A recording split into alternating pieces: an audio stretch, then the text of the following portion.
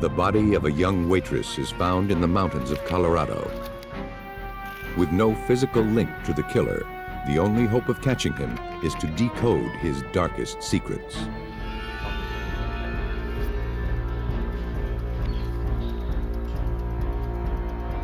To solve the murder, investigators must decipher a message written in blood. A young mother is the victim of an apparent suicide. Or is it a well-staged murder?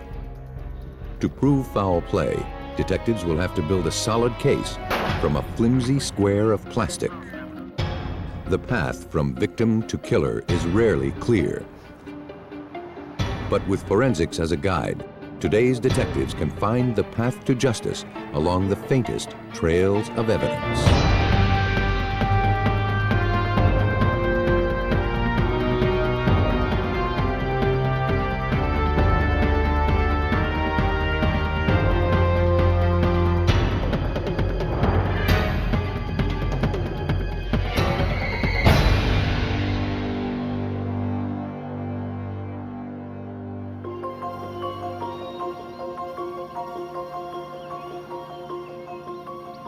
Rugged and isolated, the mountains of Colorado Springs, Colorado are a hiker's paradise. But those same qualities make it the perfect place to hide a body.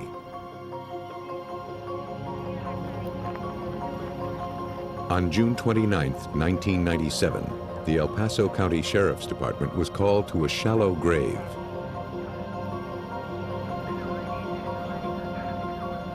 They unearthed the body of a young woman, but were unable to dig up any clues leading to her killer. Detectives could only speculate as to when their Jane Doe had been discarded and by whom.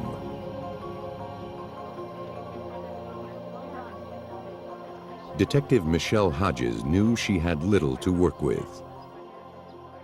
The evidence that we had was very limited. We didn't know where she was killed at, and that normally is where the majority of your evidence is going to be found, and that very much hampered our investigation. But they were able to give their Jane Doe a name. At autopsy, the body was positively identified as Deidre Malachowski, a 24-year-old waitress from the nearby town of Fountain. She had been reported missing a week before.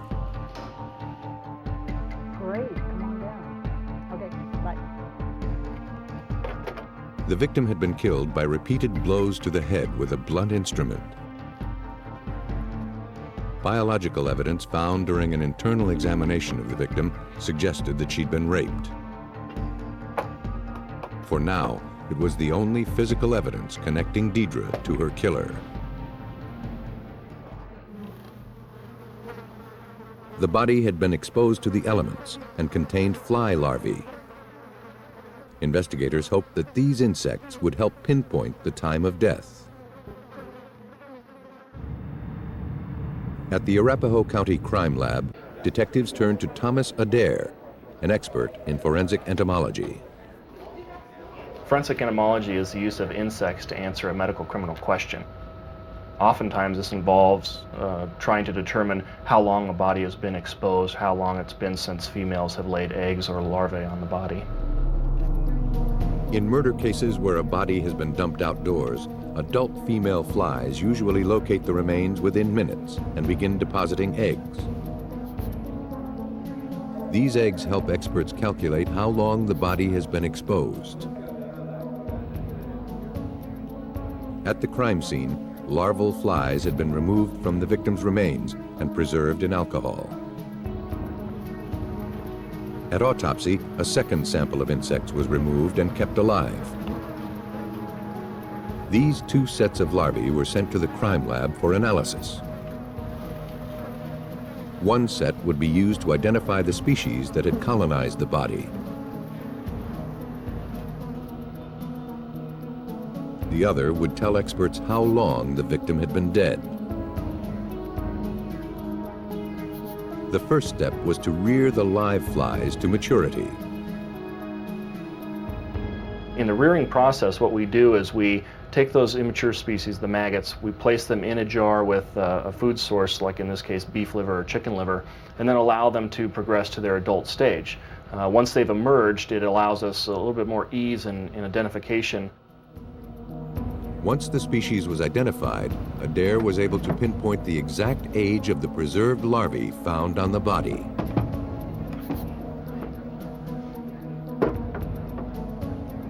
He determined that the larvae were at least a week old. Since Deidre Malachowski was last seen a week earlier, he deduced the victim had been killed within 24 hours of her disappearance.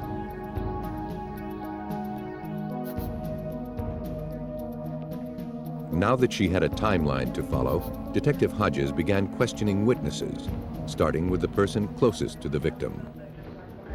That person's going to give us the most information. Also, we need to either include or eliminate them from our investigation. But in this case, the person closest to the victim, Deidre Malachowski's fiancé, wasn't talking. He hired an attorney and refused to cooperate with the investigation.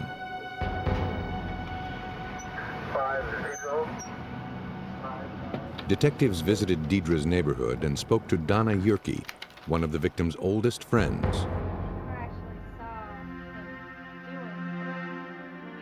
Both Yerke and her husband Alan expressed fears that Deidre's fiancé could have killed her. Deidre had told the Yerkes she had a violent confrontation with him the day before she disappeared. During that fight, he had actually placed his hand around her throat in a strangling position to control her. This, of course, raised a lot of queries as to how heavily he was involved with that. Given the violent nature of their relationship, investigators had to consider the fiancé as their prime suspect. But without any physical evidence, there was no way to pursue a case against him. And until more information surfaced, Hodges knew they'd have to be patient.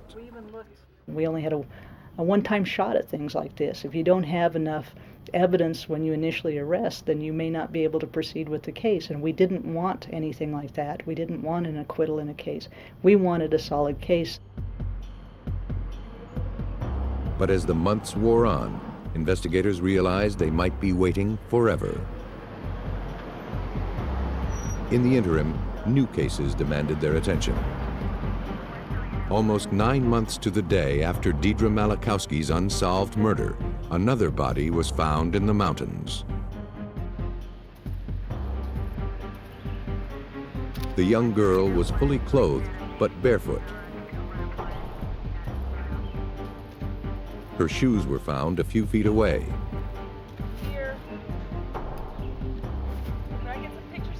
There were no obvious injuries to the body, nor any clues left behind by her killer. The victim was identified as Danielle Bonfield, a 12-year-old reported missing that morning. Danielle's body had been found more than 20 miles from her home. Considering the rugged terrain, investigators knew the girl couldn't have made it that far on foot. And whoever had driven her there left no clues. Nor was any evidence recovered from the victim's home. Leslie Bonfield, the girl's mother, had found nothing out of place. There was no sign of a struggle. Bonfield told investigators that on the night of her daughter's disappearance, Danielle was to stay home while she joined friends for drinks. By the time she returned later that evening, Danielle was gone.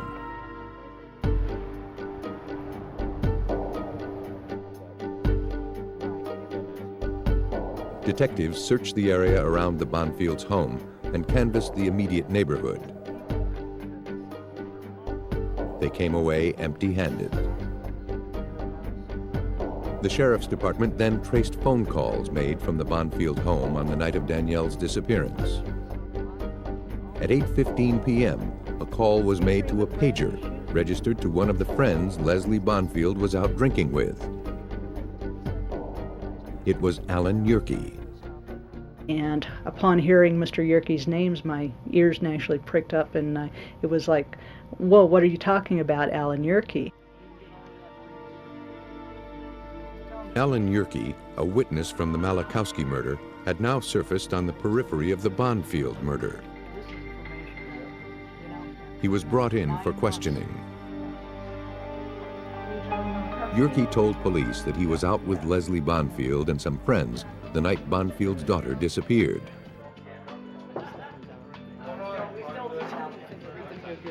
He said he received a page from Danielle at around 8 p.m.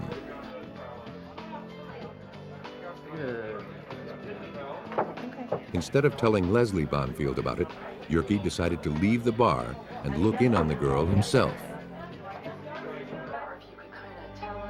Yerke told investigators Danielle was fine when he left the house. There was reason to doubt his story, however. Yerke's criminal history revealed that the 29-year-old handyman and part-time computer technician had once been convicted of sexually assaulting his ex-roommate.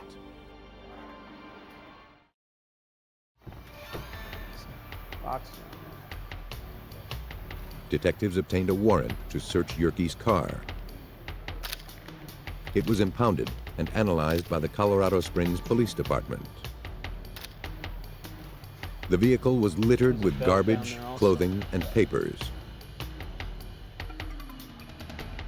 Criminalist Charles Green would have to process the mess with the precision of an archaeologist. When we completed the photography, then of course we entered the vehicle.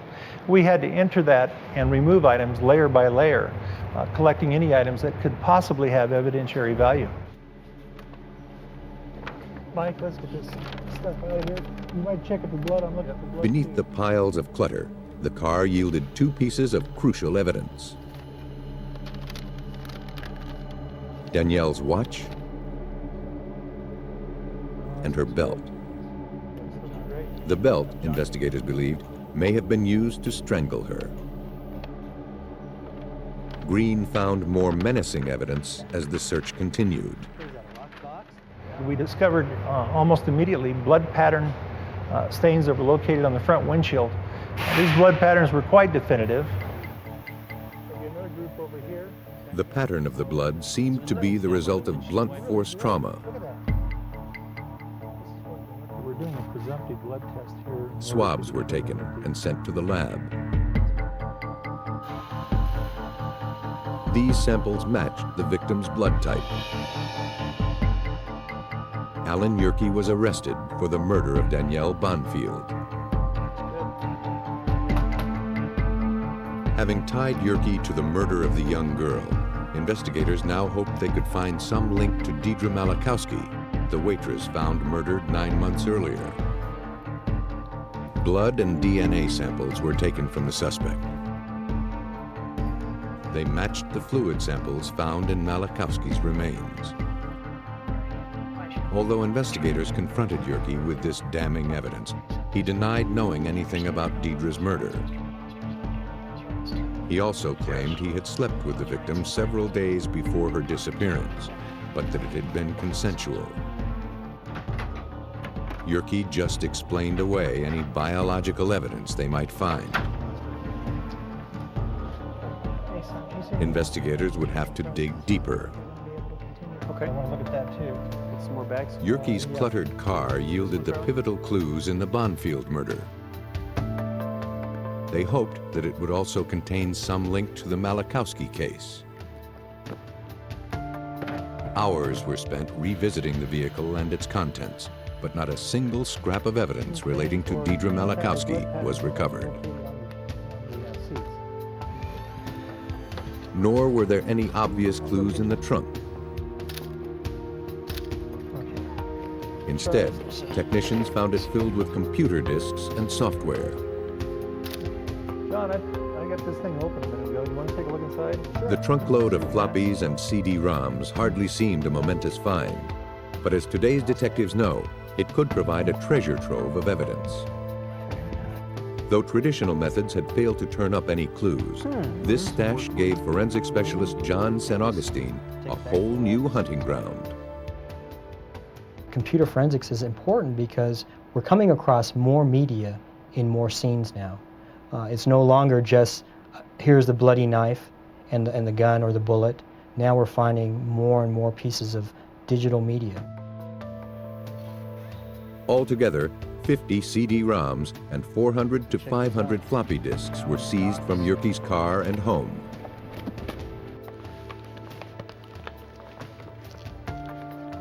The suspect's wife had mentioned that he liked to keep a journal.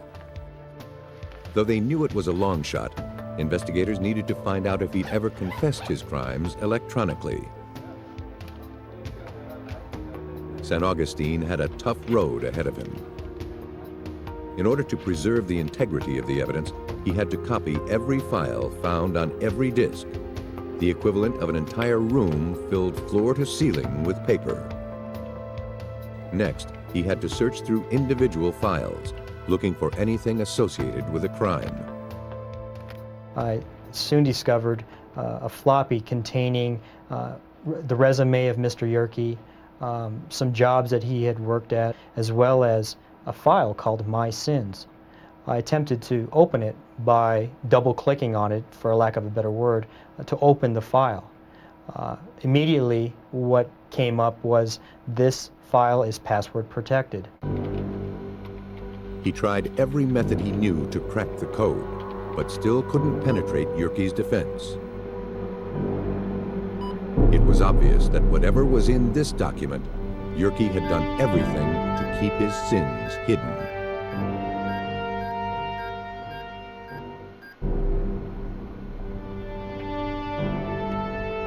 Investigators in Colorado believed that Alan Yerke was responsible for the death of his wife's best friend.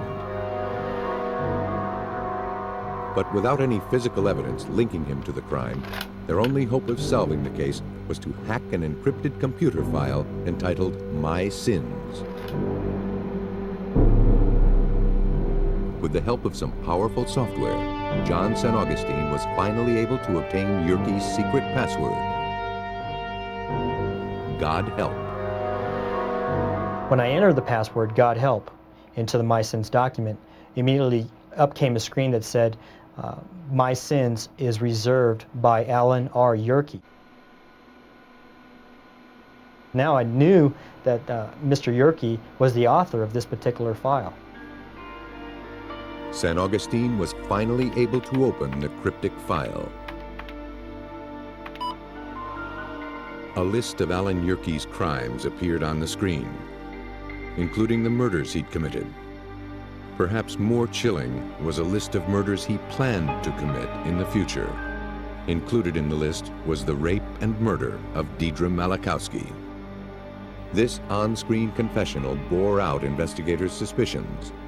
The man in their custody was a calculating predator whose appetite was only growing. Police surmised that Yerke picked up Deidre while she was waiting to catch a bus into town. He overpowered the young woman and killed her. Yerke then drove to the mountains, where he hid the young waitress's body.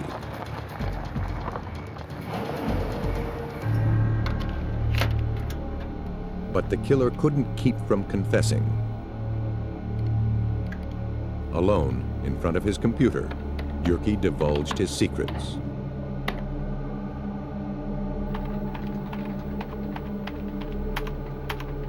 Had investigators not caught him when they did, Yerke's list of sins may have grown.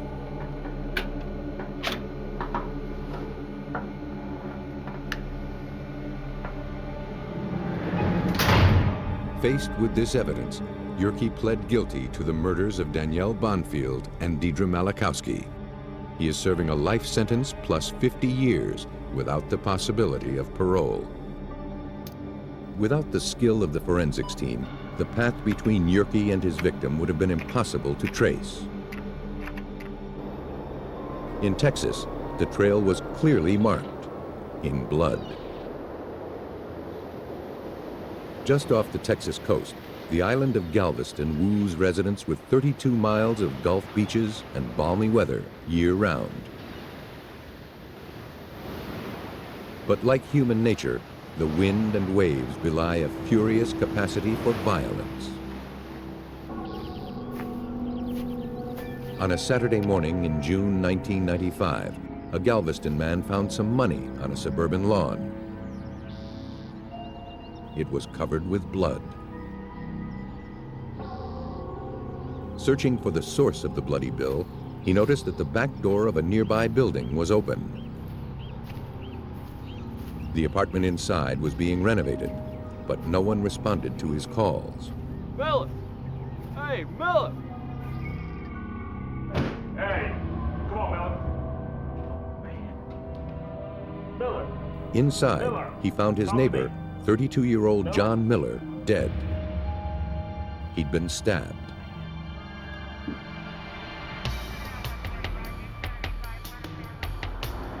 Officers from the Galveston Police Department were called to the scene. Smears and spatters of blood marked the walls, ceiling, and floors of every room in the 5-bedroom apartment. Detective Norman Giles knew that these patterns could be crucial in solving the crime. It was obvious initially we're going to have to collect blood and we're going to have to protect the crime scene. So most of our efforts initially were at protecting the integrity of the blood evidence that was going to be there. Forensic experts were called in to photograph and diagram every single stain. Identification officer Gary Jones had never seen such a large amount of blood evidence at a single crime scene. As soon as I walked in, I knew that this was going to be a rather extraordinary type case. There was virtually every conceivable type of bloodstain pattern incorporated into this one scene. Just the first visualization of that scene immediately told me I'm going to be here for quite a while due to the extent of the bloodshed that occurred during this struggle. It appeared the victim had taken on more than one attacker. 3 distinct sets of footprints were marked in blood. One set matched the victim's boots. The second appeared to be prints made by a man's tennis shoes. A third set of smaller barefoot prints belonged to either a woman or a child. One of the barefoot prints contained sufficient ridge detail for identification purposes, should a suspect ever surface. This print was cut from the floor. Whoever was responsible for the murder had not emerged from the struggle unscathed. Droplets of blood found near the print suggested that he or she had been bleeding from the leg.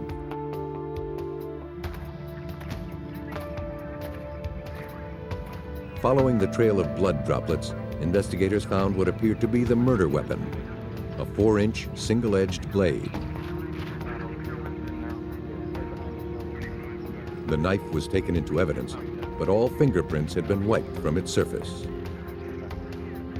The trail didn't stop there. Blood went down the stairs, out to the road, then went south on the road to a parking lot near the seawall.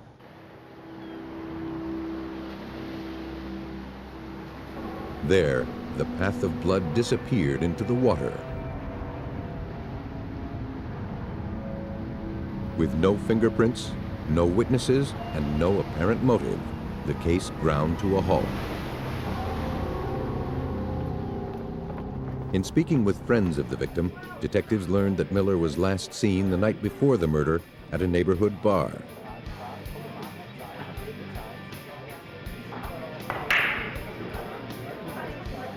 A barmaid told police that Miller had been hanging out with a couple of drifters.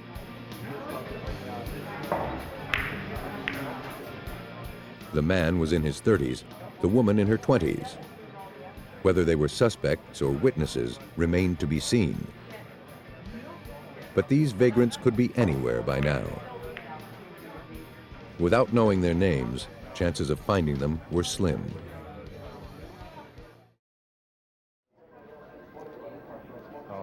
Investigators also learned that Miller owned a truck that was now missing.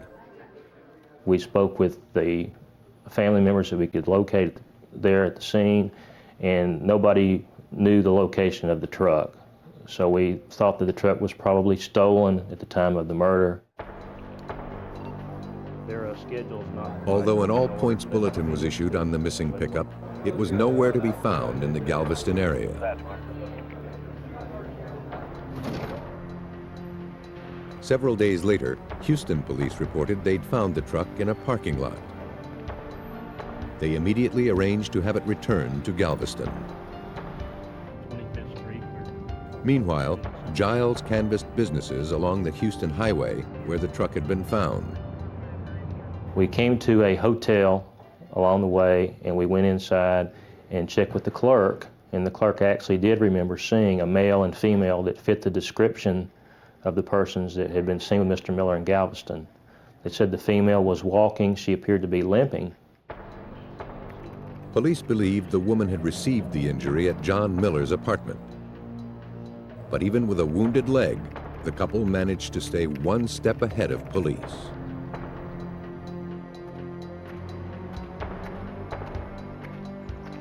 Identification officer Gary Jones was brought in to process the truck, which had just been towed back to Galveston.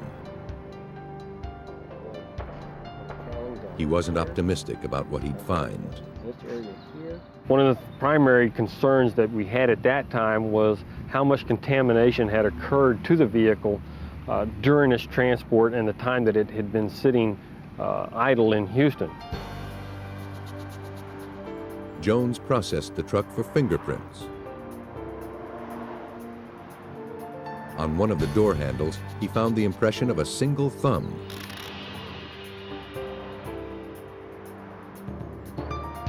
The print was lifted and submitted to a computerized fingerprint identification system.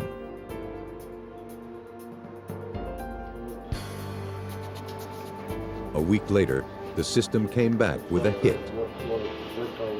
The fingerprint belonged to a man who had been arrested just months before in Lubbock. His name was Charles Wayne Keese. He had a history of arrests for violent crimes.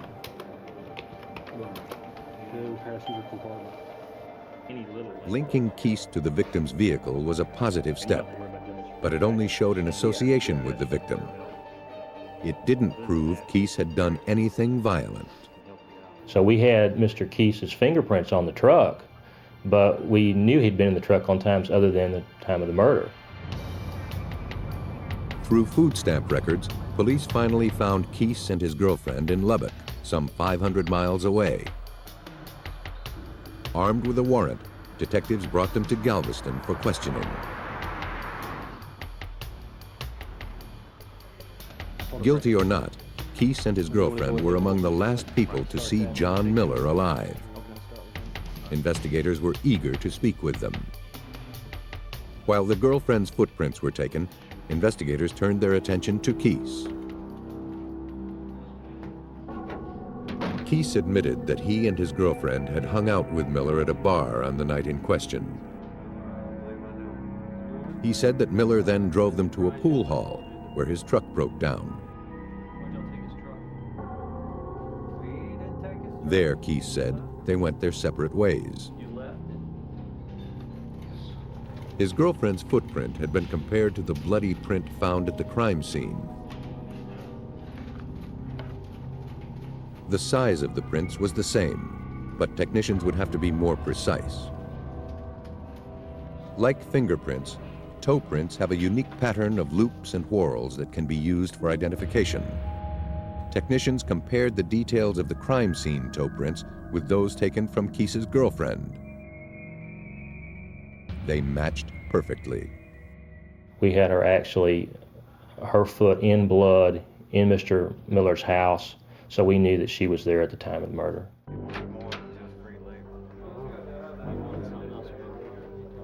Police confronted Keese with the footprint evidence and told him that they could prove he and his girlfriend were with Miller when he died. Keese then admitted that he'd stabbed Miller, but said that it was self-defense. He claimed Miller had been the aggressor.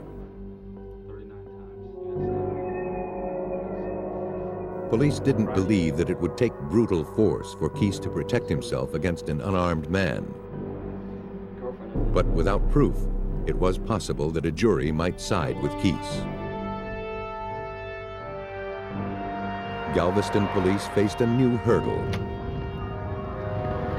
Unless the evidence could distinguish murder from self-defense, the suspect's word would prevail.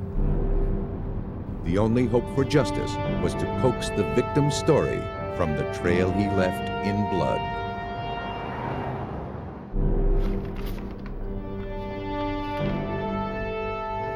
Police in Galveston, Texas didn't believe Charles Keese's claim of self-defense. They thought he was a murderer. To prove it, they turned to the evidence.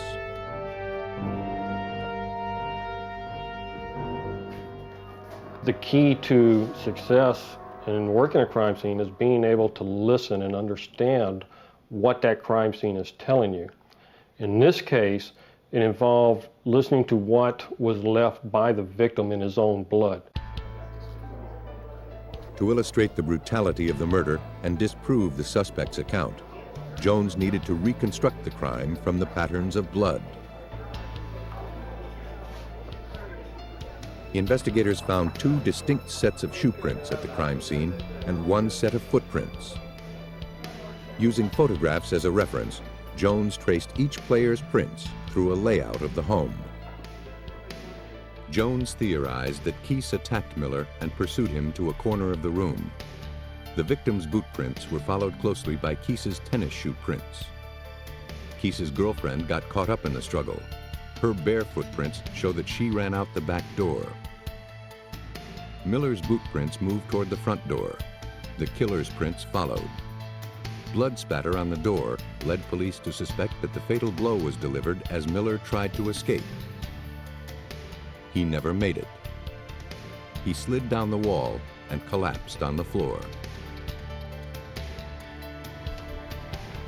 Jones's reconstruction impugned Keese's self-defense plea and proved that Miller had been the victim of a vicious and unrelenting attack.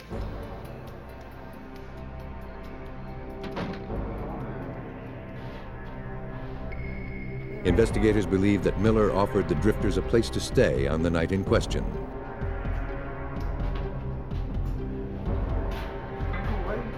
Possessive of his girlfriend, Keese flew into a jealous rage.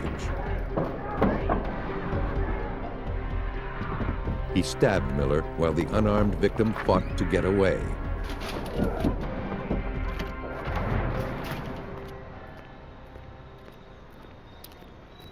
Thanks to the detailed reconstruction of the crime, Charles Wayne Keese was found guilty of first-degree murder and sentenced to life in prison.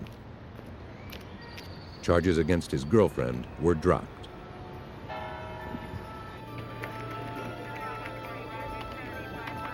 At the crime scene in Texas, a confession was etched in blood. But the line between malice and misfortune isn't always so clear. On a Saturday evening in November 1987, paramedics responded to a 911 call from a rural Wisconsin home. Walter Reeder told the paramedics that his wife had shot herself in the bedroom. 21-year-old Paula Reeder was found face up on the floor, dead. She had a bullet wound in the side of her head.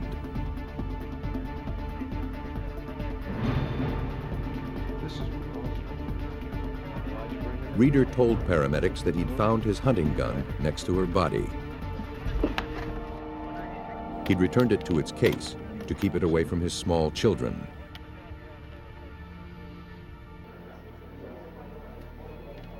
Detective Ken Peters of the Dodge County Sheriff's Department was assigned to the investigation.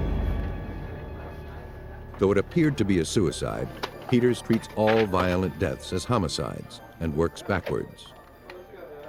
Once you rule it a suicide and put it on paper, or you remove bodies and evidence, you cannot place that evidence or the body back there. You do a complete and thorough investigation, no matter how many hours it takes. And if you feel certain and you get a second opinion or even a third opinion from professionals that it is in fact a suicide, then you can live with yourself and you're comfortable with that. But analyzing the crime scene only raised more questions. The position of the victim's body sent up red flags. The history of these cases are like that you drop to the floor like a sack of potatoes as soon as you take a round to the head. And yet, Paula Reeder was found with her head 3 inches under the footboard of the bed.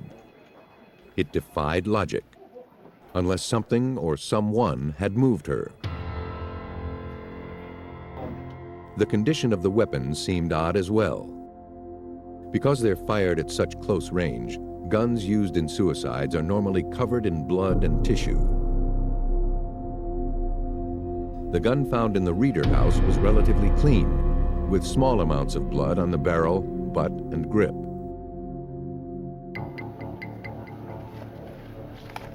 To determine who pulled the trigger, Peters asked for a gunmetal residue test. When a weapon is fired, it releases microscopic bits of metal onto the shooter's hand. Swabs taken from the hands of Paula and Walter Reeder were tested at the lab.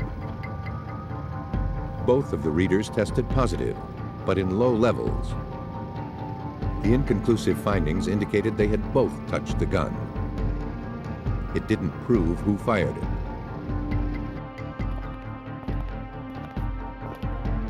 Detective Peters brought Reeder in for questioning.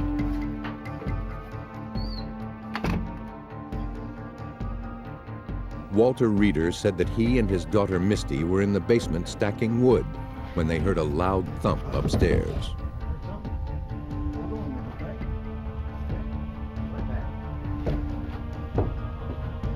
He raced upstairs to the bedroom where he found Paula on the floor.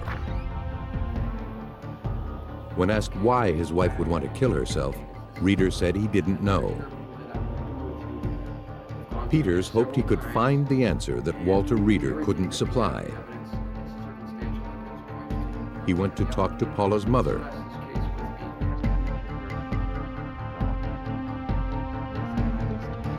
Paula's mother told investigators that she had been worried about her daughter.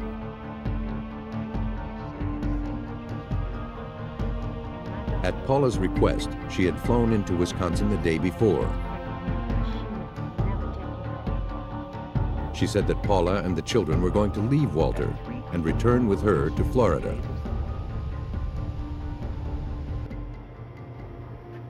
It had been a bad marriage from the start. Against her mother's wishes, Paula married Walter when she was 16 and he was 40. Over the years, the relationship went from bad to worse. Where are you going now? Preliminary autopsy findings confirmed that Paula's health had declined. The once 110-pound woman weighed only 80 pounds at the time of her death. But a bad marriage doesn't prove murder. Without some substantial evidence of foul play, Paula Reeder's death would remain a mystery.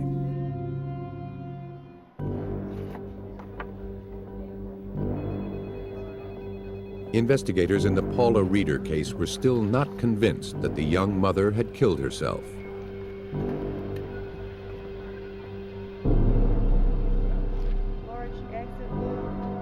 The pathologist confirmed that a single bullet killed the victim, but was unable to determine whether it had been suicide or homicide. If it was suicide, however, the entry point of the bullet was one of the most unusual investigators had ever seen. Most self-inflicted wounds are to the mouth or front of the head. In this case, the gun barrel had been placed behind the victim's ear, angled toward the back of her head. It defied logic and physics. Before she was buried, investigators measured the victim's limbs and did some calculations. Paula Reeder was 5 feet tall. Her arms were only 24 inches long. Factoring in the length of the gun, investigators determined her arm was barely long enough for her to press the weapon to her own head. The only way she could have fired it was if she had pulled the trigger with her thumb. Suspicions mounted, but investigators still lacked hard evidence. The evidence they did have only raised more questions. A hollow point bullet was removed from the victim's skull and sent to the lab. Analysis revealed something odd. A piece of plastic the size of a hard candy wrapper was adhered to the shell casing. Under the microscope, investigators could see that it was torn and stretched. They had never seen anything like it.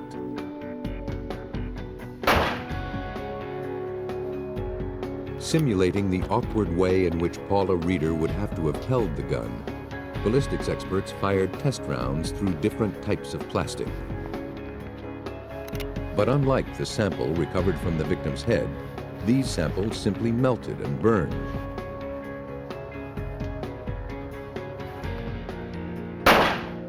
Experts could find no explanation for this phenomenon.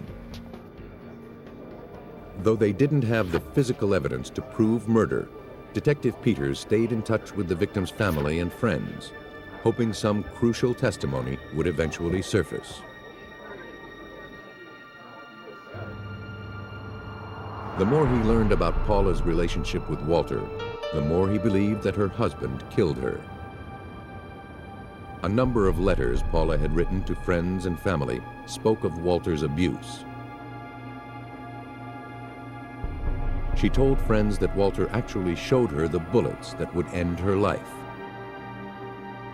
Just days before her death, she wrote, "I feel like I am going to be murdered." Despite the circumstantial evidence incriminating Walter Reeder, Detective Peters didn't have enough evidence to prove his case. His superiors called an end to the investigation. Walter Reeder is a very convincing person, and the sheriff therefore came to me and asked that I close the case out on several occasions, which I would not do. But Peters didn't have the final word.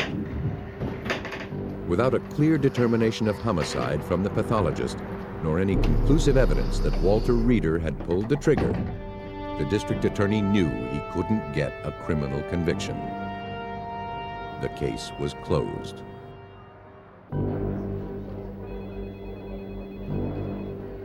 In rural Wisconsin, more than a year after her mysterious death, the Paula Reeder case was revisited. Newly elected Sheriff Stephen Fitzgerald met with Detective Peters. Ken never felt comfortable with the suicide closure of this case and had always suspected that Mr. Reeder was more involved in this than we actually thought from the initial investigation. Although the sheriff reopened the murder investigation, his department still lacked the evidence they needed to move the case forward.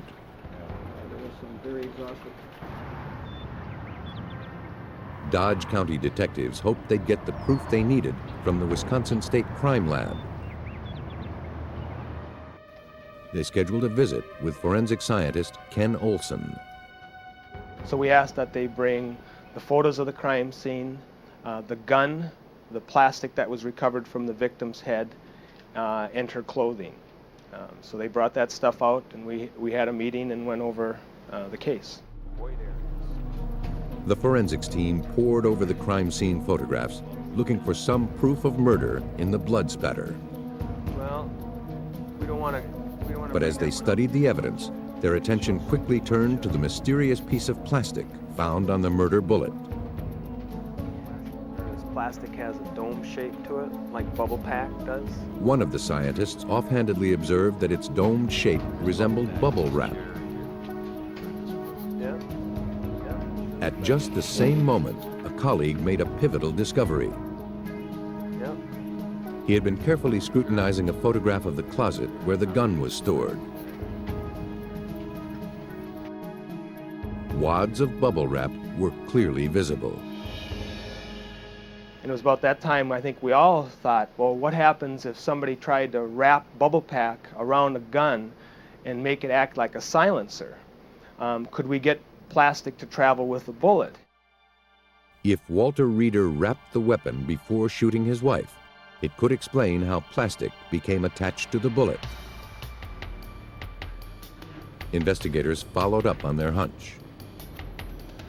At the time of the shooting, there were only 4 manufacturers making the kind of bubble wrap found in the Reeder's closet. Samples of each type of wrap were analyzed with an infrared spectrophotometer to ascertain their chemical composition.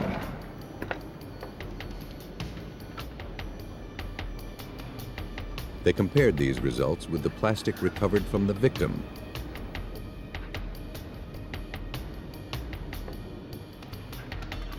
They found a match. This would be the piece of plastic. Color, thickness, and composition were identical.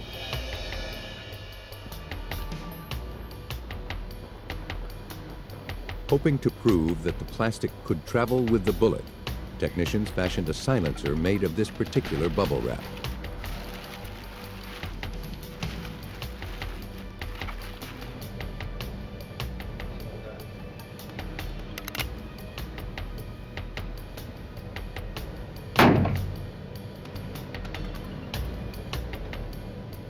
Finally, they were able to reproduce the odd discovery made at Autopsy. The bubble wrap silencer explained how the square of plastic adhered to the bullet.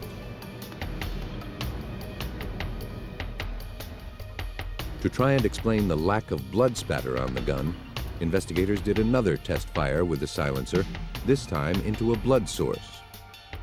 We got the same type of patterns, or the lack of patterns, that we would have suspected that you would get by doing that. The gun was clean, the barrel was clean, there was no blood present on the gun. There was some void areas created from that, and that was consistent with what we had at the crime scene. Police, open up! You're under arrest. With forensics results to support a murder charge, the case was finally strong enough to go to court. On October 29, 1991, nearly 2 years after the death of his wife, Walter Reeder was arrested. I mean, it's not like you ever do anything about this. Investigators believe that on the evening she died, Paula and Walter had an argument.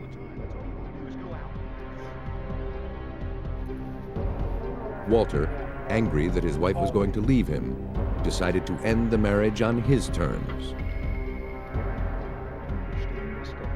Why don't you do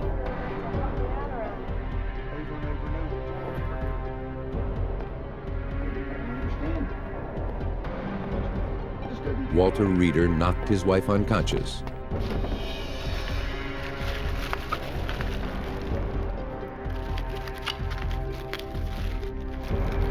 He wrapped the weapon in plastic, placed it against his wife's head, and fired. Thanks to relentless detective work, the evidence persuaded the jury. I can remember that day very vividly when we were all called back into the courtroom and the jury did hand down their decision. I was very relieved for the family, and also as an officer you always feel somewhat satisfied when you think that justice has been done. By staging a suicide, Walter Reeder very nearly got away with murder. Bringing him to justice was well worth the years of frustration that led to his conviction. He was found guilty of first-degree murder and sentenced to life in prison. Clever criminals try to stay one step ahead of police by concealing their tracks. But science gives law enforcement a jump start in their pursuit, helping police track killers along the faintest trails of evidence.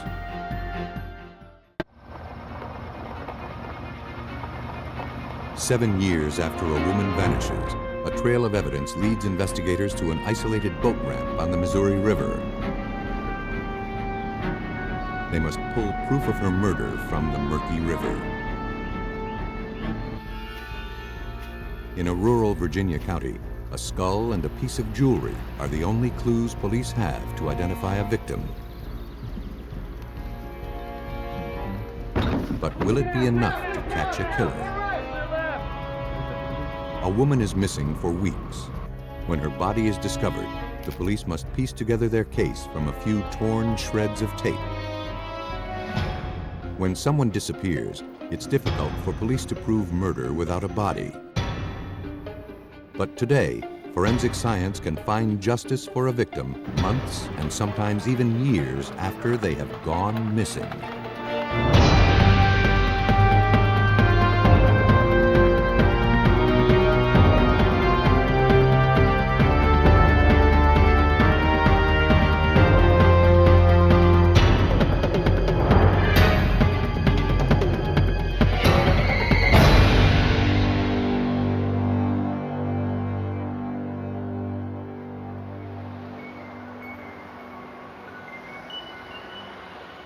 Maryville, Missouri is a small Midwestern town. But in 1990, it was caught in the grip of a big city problem. To combat a growing methamphetamine industry, investigators sought help from those on the inside. Christine Elkins had been arrested for selling the drug. In exchange for immunity, Christine cooperated with authorities by helping to build a case against her supplier. She agreed to tape their next meeting with a microcassette recorder concealed in her clothing. On July 26, 1990, under the watchful eyes of investigators, Elkins met with the distributor at his house.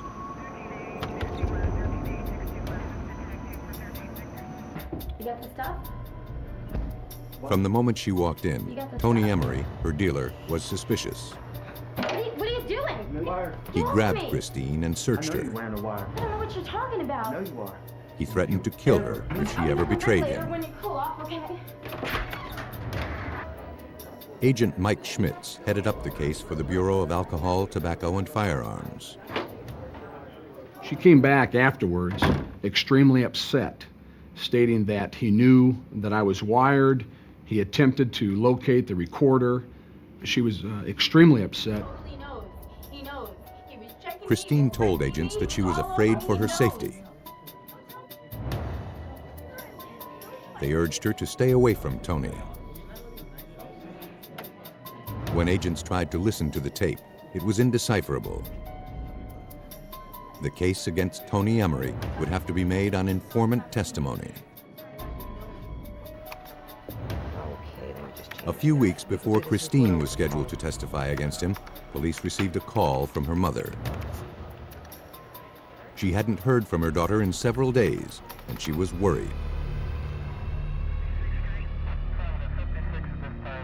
A search of Christine's house indicated no sign of a struggle. Her car, a maroon Oldsmobile, was gone. Missouri State Police worked with the ATF on the Emery narcotics case. Investigator Larry Bodenhammer.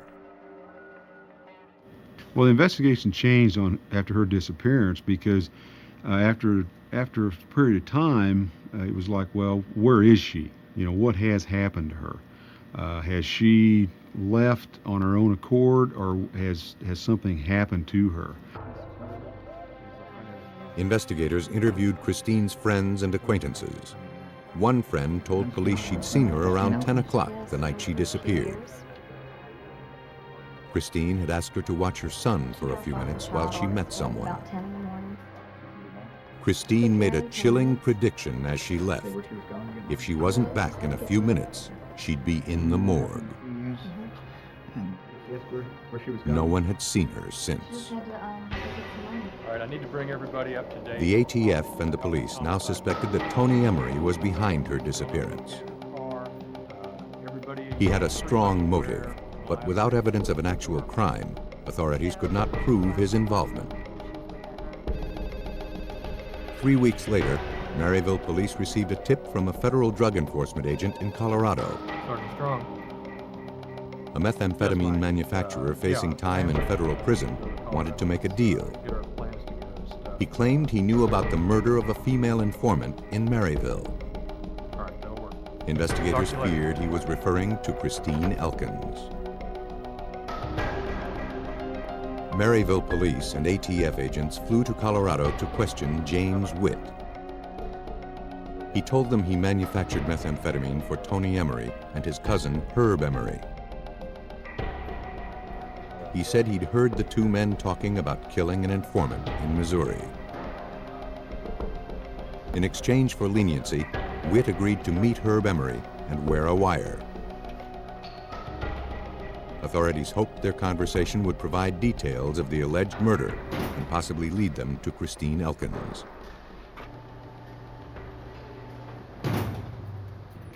3 months after Christine's disappearance, Witt met Herb Emery in a restaurant parking lot. Agents listened to their conversation from a car nearby. Witt pretended he needed to get rid of a body and asked for advice. Herb Emery told him the best way to dispose of a body was to put it in the trunk of a car and sink it in a rock quarry. It was investigators' first clue.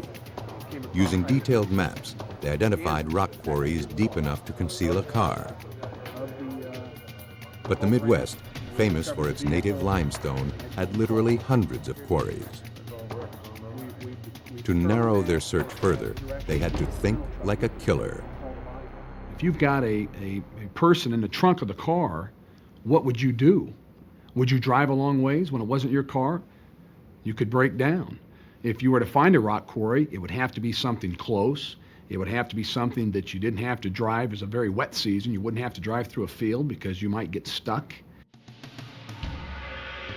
They focused on a 75-mile radius, but that still left hundreds of possibilities. Over the next several months, investigators systematically searched those rock quarries for a car containing a body. They found nothing. The ATF, the Missouri State Police, and Maryville Police considered the Emerys dangerous, but lacked sufficient evidence to support a murder charge. Setting up a task force, investigators devised a strategy to get them off the street until they could prove murder. Federal agents again used James Witt, this time to set up a methamphetamine buy. Herb and Tony Emery met Witt at a prearranged location. Agents observed as Tony Emery gave Witt $20,000 for several pounds of the drug. ATF, on the floor! They moved in to make the arrest. Don't move. Get on the floor right now. In the summer of 1991, Herb and Tony Emery were convicted of conspiracy to keep and sell methamphetamine. They were sentenced to 9 years in a federal penitentiary. With the Emerys in prison, authorities were able to focus on the disappearance and possible homicide of Christine Elkins. According to Maryville police investigator Randy Strong, Tony Emery was a dangerous man to cross. The community had a great fear of Tony Emery. If we had a witness to him doing a crime, they simply wouldn't come forward, or they would back out of the case. No one wanted to talk about it because they were afraid of what he might do to them. But with the Emery cousins safely behind bars, authorities hoped their associates would no longer be afraid to talk. And they had a lead. In their taped conversations, Herb Emery had told James Witt about a third man who was present the night of the murder.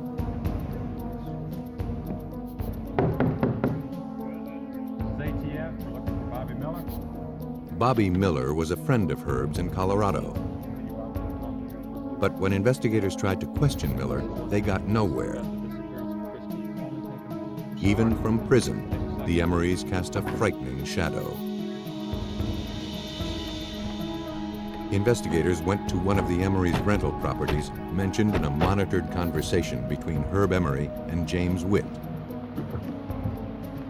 They suspected that this was the site where Christine had been murdered. The woman who answered the door confirmed that she rented the house from the Emerys. Once inside, investigators were dismayed to find the house had been gutted and remodeled. If Christine had been murdered on the premises, all evidence of the crime had been destroyed. Out of options, the investigators re-examined their case files, looking for a clue, something they might have missed the first time, that would link the Emerys to Christine's murder. Investigators found phone records linking Bobby Miller to Herb Emery around the time Christine disappeared. They also learned that Bobby Miller had rented a truck near Maryville the night Christine was last seen. It suggested his involvement, but they had to find a way to get him to talk. Yeah, this is pretty creepy.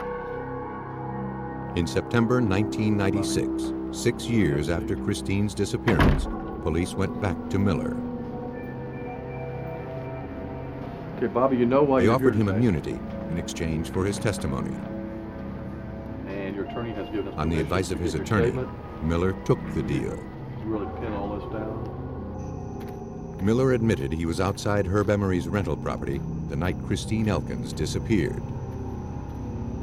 He said he watched her go inside, where Herb and Tony waited. When he heard screams, he panicked and drove off. Investigators believed they knew what happened next. But without a body, making a murder case against the Emerys would be difficult, if not impossible. 7 years had passed since Christine Elkins' disappearance. The ATF and the Maryville, Missouri police had Bobby Miller's account of her murder, but no evidence to back it up. And they were running out of time. The suspects in her disappearance, Tony and Herb Emery, were about to be paroled from prison. Determined to prevent their release, authorities scrutinized every facet of their case. They decided to take a closer look at the Emerys' associates. Dana Kleiser wasn't directly involved with Emery or his drug ring. In fact, investigators interviewed him only because Tony had once dated his sister. According to Kleiser, Tony Emery arrived at his rural home the night Christine disappeared. He asked to borrow some gas, then asked Kleiser to show him a nearby boat ramp. Wary of Emery's reputation, Kleiser didn't ask any questions, but led him to a boat ramp on the Missouri River. Tony told him to wait several miles away. Pieces of the puzzle were falling into place. Investigators now believed they knew the location of the car containing Christine's body. We now realized that we had to try, at least plan, to recover a body out of the Missouri River. And I think the thing that was going through both of our minds was the Great Flood of 1993. And I know I was thinking that, unfortunately, Christine is probably in the Gulf someplace now after that flood.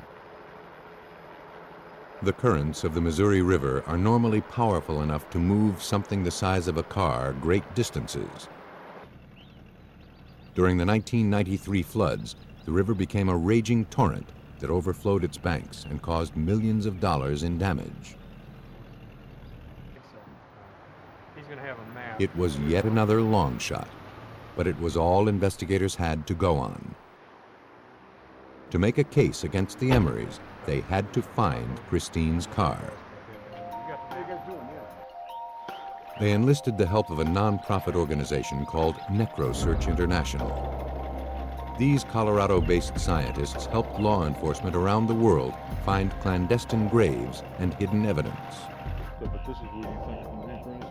When Clark Davenport, a forensic geophysicist with NecroSearch, arrived at the boat ramp, he'd already amassed a wealth of data. Prior to coming out to take magnetic measurements, we looked at the make and model of the car talked to the manufacturer to determine the mass of metal in the motor. We also looked at the currents in the river bottom conditions, river speed, the floods that happened since the car had gone into the river, and the float time from the manufacturer, how long they figured a car would float. Armed with that information, necrosearch scientists spent 2 days searching a 6-mile area adjacent to the boat ramp. They used a magnetometer, a torpedo-shaped device that measures changes in magnetic fields. Floating several feet below the river's surface, it takes readings every 2 seconds and recognizes large masses such as a car. Used in conjunction with global positioning satellites, the magnetometer enabled necrosearch scientists to precisely pinpoint 5 locations where abnormal masses, or anomalies, were present on the riverbed. I felt pretty confident that the anomalies were consistent with what I would expect from a car of that size. The next day, investigators returned to the boat ramp with a team of divers.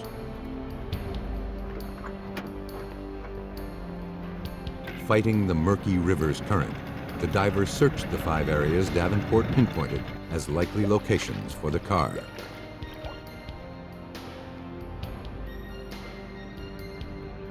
Within hours, one of the divers surfaced holding up a Missouri license plate. Against all odds, investigators had finally found Christine Elkins' car. This was an incredible moment. It was kind of like Excalibur coming up out of the lake with the sword. You know, it's just amazing. Just the emotion that was involved in that. We knew that we were getting closer now. We were going to put closure on this case. Divers attached steel cables to the car and pulled it from the water. It was sent to a Maryville garage for processing. Inside, forensic examiners discovered a piece of wood wedged between the driver's seat and the accelerator. In the trunk, they found bones wrapped in carpet padding.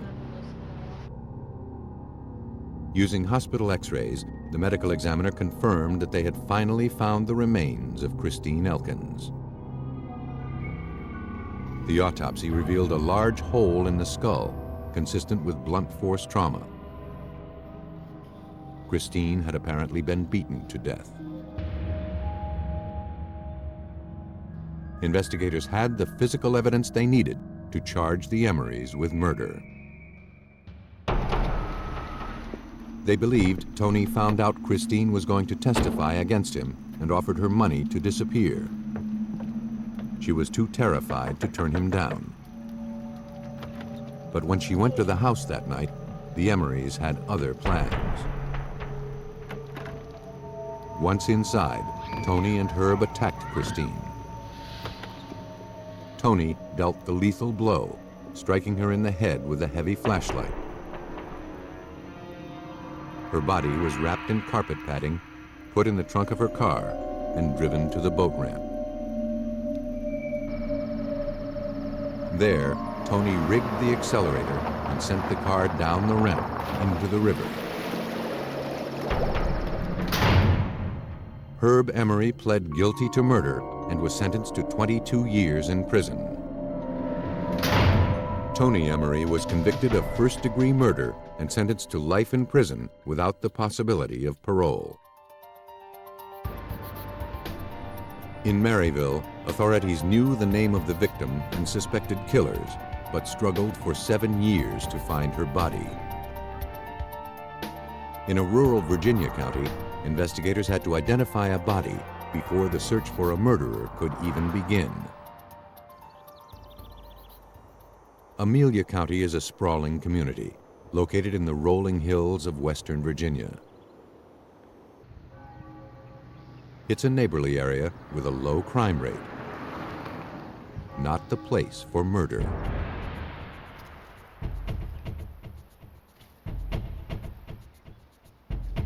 In 1990, while hunting for deer, a man made a gruesome discovery.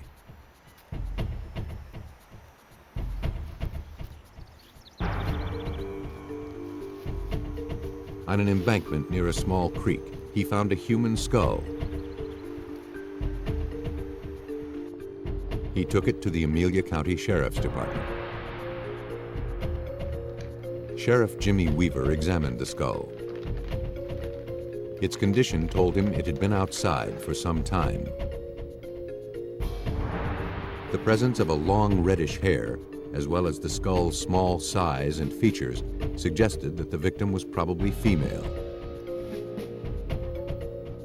Two opposing holes in the skull were consistent with entry and exit wounds made by a single bullet. Sheriff Weaver and his deputy went out to the scene. On my way in, I was trying to think of who it could be. There was no one in Amelia missing. No one had called me. Amelia is a small, close county. If something happens, we know right away. After securing the area, Weaver conducted a thorough search.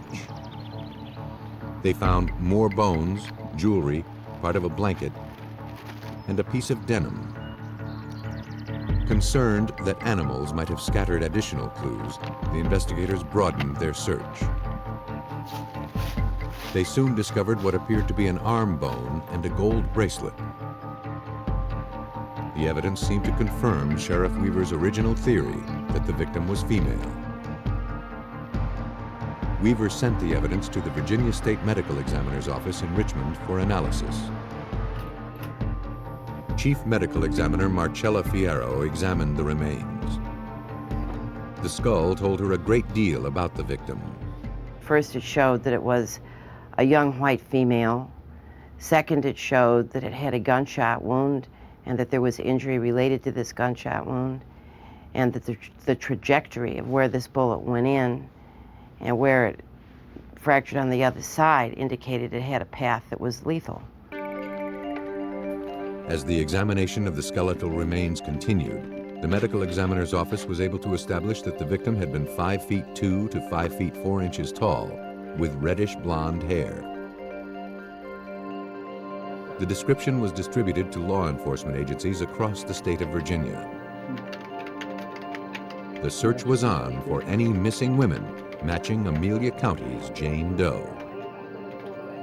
Now, Sheriff Weaver could only hope and wait.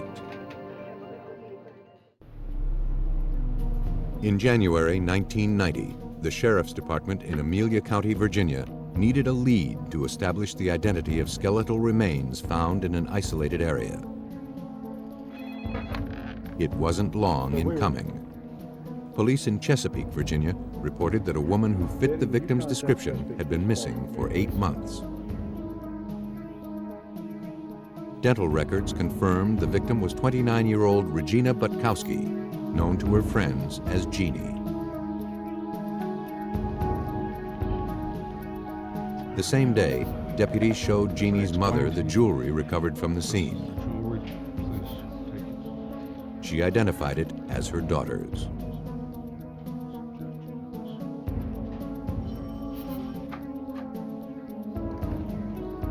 Chesapeake police forwarded the Butkowski case files to Amelia County. As Weaver reviewed them, he learned the circumstances of Jeannie's disappearance. On the evening of May 6, 1989, Jeannie's roommate discovered that the front door of their house had been kicked in. Concerned, she checked the parking lot for Jeannie's car. It wasn't there. She called Jeannie's mother, who said she'd last spoken to her daughter at 10:45 the night before. One fact in the police files immediately caught Sheriff Weaver's attention: Jeannie's stormy relationship with a man named Pernell Jefferson. Jeannie had met Jefferson at a local gym. He became her personal trainer, and the two dated for several months. When Jefferson became too possessive, Jeannie tried to distance herself from him, but he refused to back off. One of the things that he had somewhat of an obsession with was with Regina. He was not going to accept the fact that she wasn't his. Jefferson's obsession had become frighteningly clear when he allegedly kidnapped Jeannie in March 1989. But by an amazing stroke of luck, more than 7 minutes of that struggle had been recorded on her home answering machine. It was a very dramatic tape. No one really knew how it was recorded, but it was. And it was a situation where you would hear her telling, "No, Purnell, don't hurt me, don't do things." And it proceeded on. You could hear noise in the background. And probably one of the most dramatic things of it is that at one time you heard this tremendously deep sob from Regina. Weaver learned that Jeannie's roommate told Jefferson about the tape and threatened to call police. He released Jeannie. She refused to press charges against him, however, out of fear he might take out his anger on someone close to her. 2 months later, Jeannie Butkowski again disappeared. Sheriff Weaver focused the investigation on Purnell Jefferson. A lead came in from Jeannie's parents. They had received a letter regarding their daughter's car from an apartment complex in Richmond, Virginia, 130 miles away from Jeannie's home. The manager of the apartments alerted them that Jeannie's car had been sitting in the parking lot for 6 months. Investigators examined her car, hoping for clues to link Jefferson to the murder. They were disappointed. During the time the car had been there, it had been subjected to the elements. When they had the flood in Richmond, it had been submerged in the flood. So a lot of the evidentiary value from that vehicle was lost. But a new lead was quickly established. A resident of the apartment complex told investigators that he knew a man who used to drive the car. Investigators soon learned that Jeannie's car had changed hands several times. They eventually traced it to a man named Darrell Jones, who was incarcerated in Henrico County. Jones told deputies he bought the car from a local man named Wes Green. Green was with a stranger who claimed the car belonged to his girlfriend. He'd taken it away from her and driven it up from Chesapeake because he was angry with her. Investigators suspected the stranger was Purnell Jefferson. They wanted to know more and believed Wes Green might hold the key. They just needed to find him. As evidence against Purnell Jefferson mounted, the Amelia County Sheriff's Department believed his friend, Wes Green, might know more about the murder of Jeannie Butkowski. Deputies quickly tracked Green down to an apartment complex in Richmond. When questioned, he admitted he helped Jefferson get rid of Jeannie's car. The officer persisted. Green added that Jefferson had borrowed a co-worker's car around the time Jeannie disappeared. If the car had been used to dispose of her body, it was probable that incriminating evidence had been left behind. Deputies went to the appliance rental store where Purnell Jefferson had once worked. A co-worker confirmed that on May 5th, the day Jeannie disappeared, Jefferson had borrowed his car. He didn't return the vehicle until late that night. A few days later, Jefferson went to lunch and never returned. Investigators obtained permission to search the employee's car. The search yielded incriminating results. Technicians found traces of lime, a corrosive substance that hastens decomposition. More importantly, they found a reddish blonde hair similar to the one found on Jeannie Butkowski's skull. The hair was sent to the crime lab for analysis. A comparison indicated the two hairs were consistent in texture and color. Investigators now had their first physical evidence connecting Jefferson to Jeannie Butkowski's murder. Sheriff Weaver swore out a warrant for the arrest of Purnell Jefferson on capital murder charges. Authorities traced Jefferson to Stuart, Florida, where he'd moved shortly after Jeannie's disappearance. Get down. All right. Clear left. Move. Clear. On February 3rd, 1990, a SWAT team burst into the suspect's home to find him hiding in a closet. They quickly took him into custody. Don't move. 5 months later, Jefferson was extradited to Amelia County to stand trial for murder. Based on the evidence, investigators pieced together the events of the night Jeannie Butkowski died. On May 5th, 1989, Pernell Jefferson and Wes Green drove from Richmond to Chesapeake and broke into Jeannie's house as she slept. Jeannie struggled with Jefferson, who dragged her outside.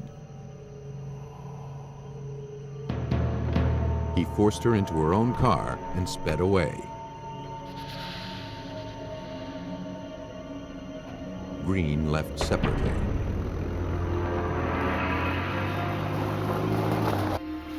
Although investigators never learned the precise location of her murder, they suspected Jefferson stopped at a remote area as he drove back to Richmond.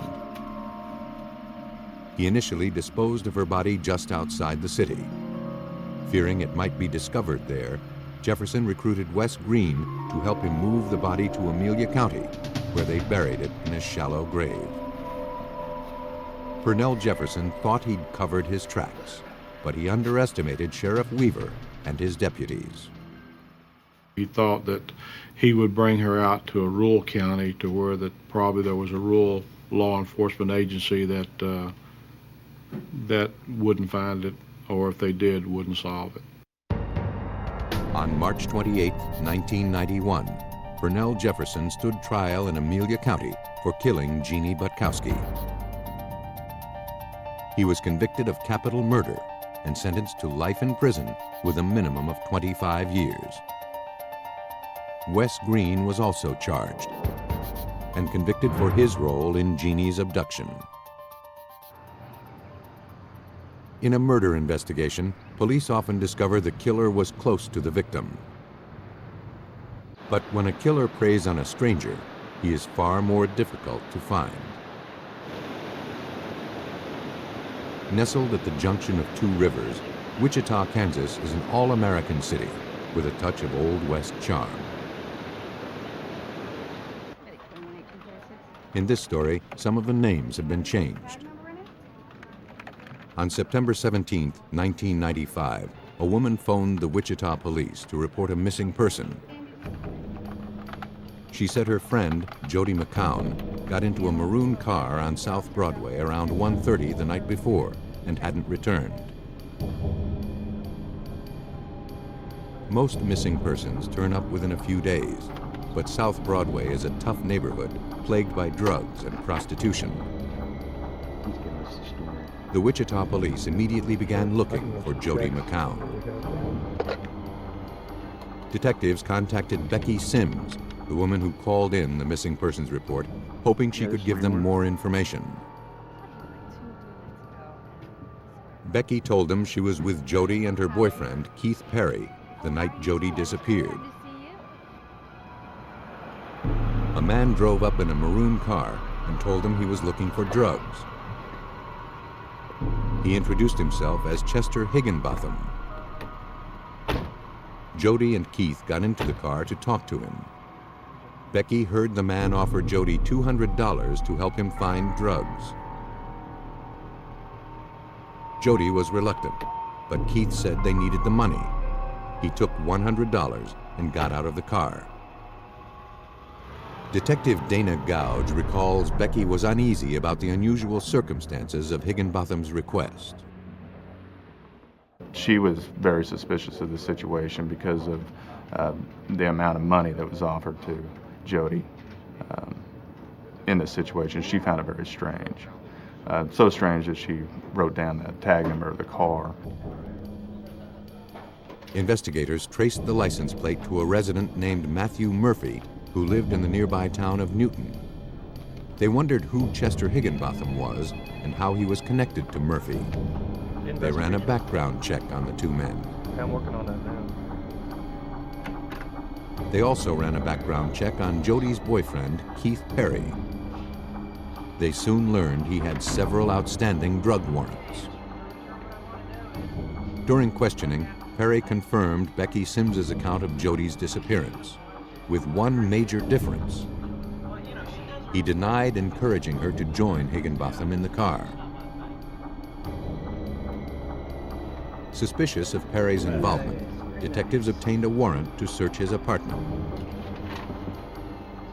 They didn't find anything to implicate him, but collected various items for possible DNA testing later.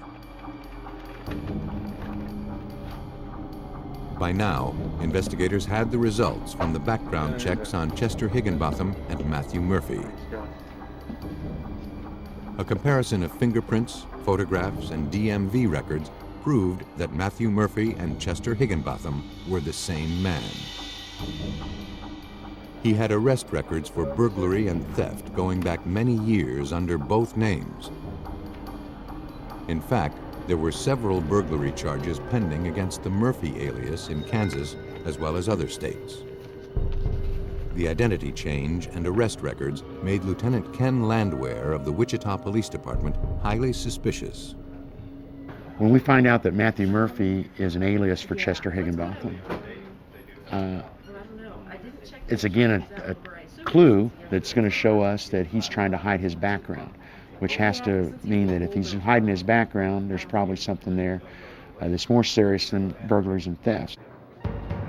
Police called Higginbotham, who readily admitted he picked up Jody McCown on September 16th. But he said he dropped her off later and hadn't seen her since. Despite his claim, police were anxious to question him and search his residence. We had hopes of being able to look through his house, try to determine whether or not he may have been involved in this, and also we had hopes that we would be able to find Jody alive.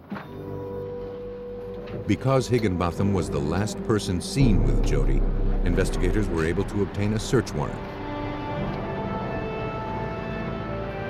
Whatever he was hiding, investigators hoped to find the answers in his house. Wichita and Newton, Kansas police struggled to solve the disappearance of 28-year-old Jody McCown. She was last seen with a man named Chester Higginbotham. When investigators arrived at Higginbotham's house, nobody was there. Armed with a warrant, they began searching for clues. Detective T. Walton found nothing to suggest murder. We were picking up fibers from carpeting. We were looking at his boots and his shoes. We were looking for a body, but we did not find a body inside the house. Investigators were pondering their next move when a car pulled up in front of the house and a couple got out. The man calmly identified himself as Matthew Murphy and asked what was happening. Investigators produced a warrant and brought them to the station for questioning.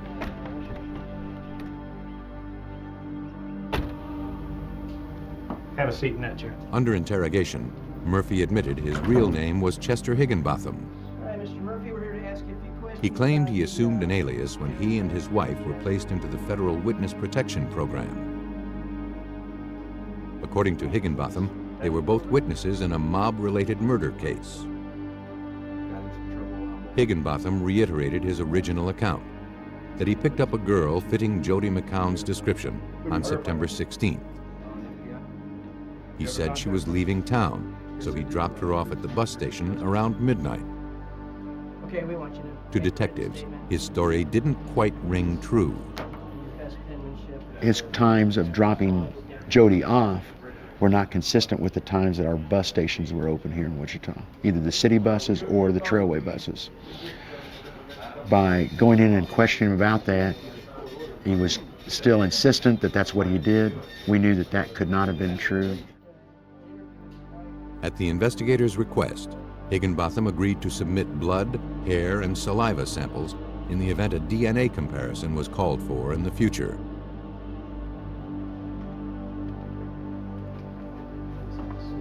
Detectives also spoke with his wife, Vicky. She told them she didn't know her husband's real name was Higginbotham and contradicted his assertion that they were in the witness protection program. Vicky also said her marriage was troubled and she believed her husband was seeing other women.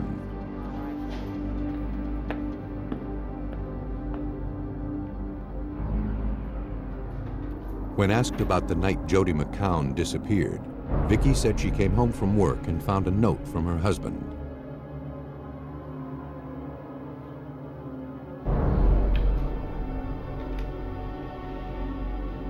He said he was going to pick up parts for a car he was working on at a rented garage.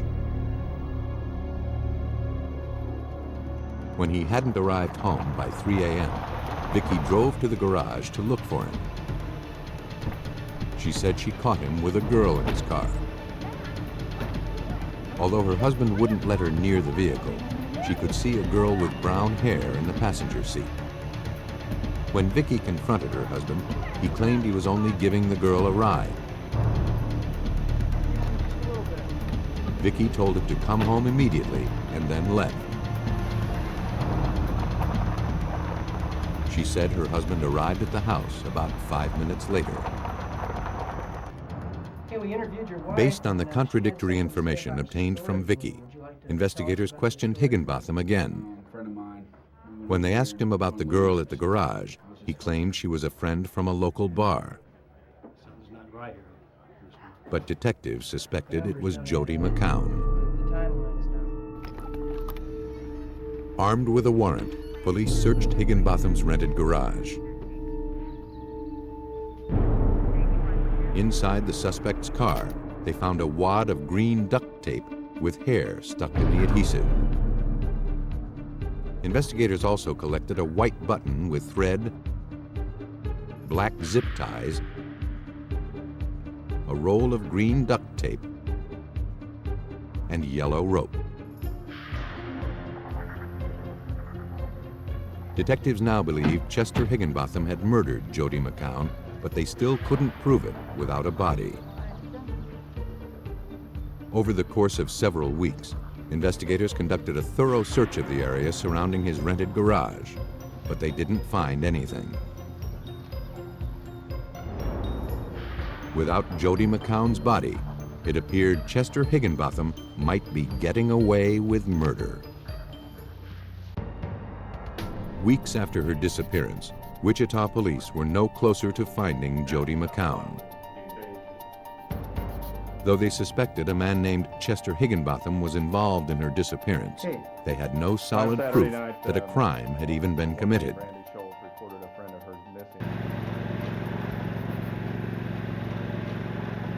On October 11th, nearly a month after Jody's disappearance, a county groundskeeper working on the outskirts of town made a grisly discovery. The decomposed body of a woman lay in a ditch by the side of the road.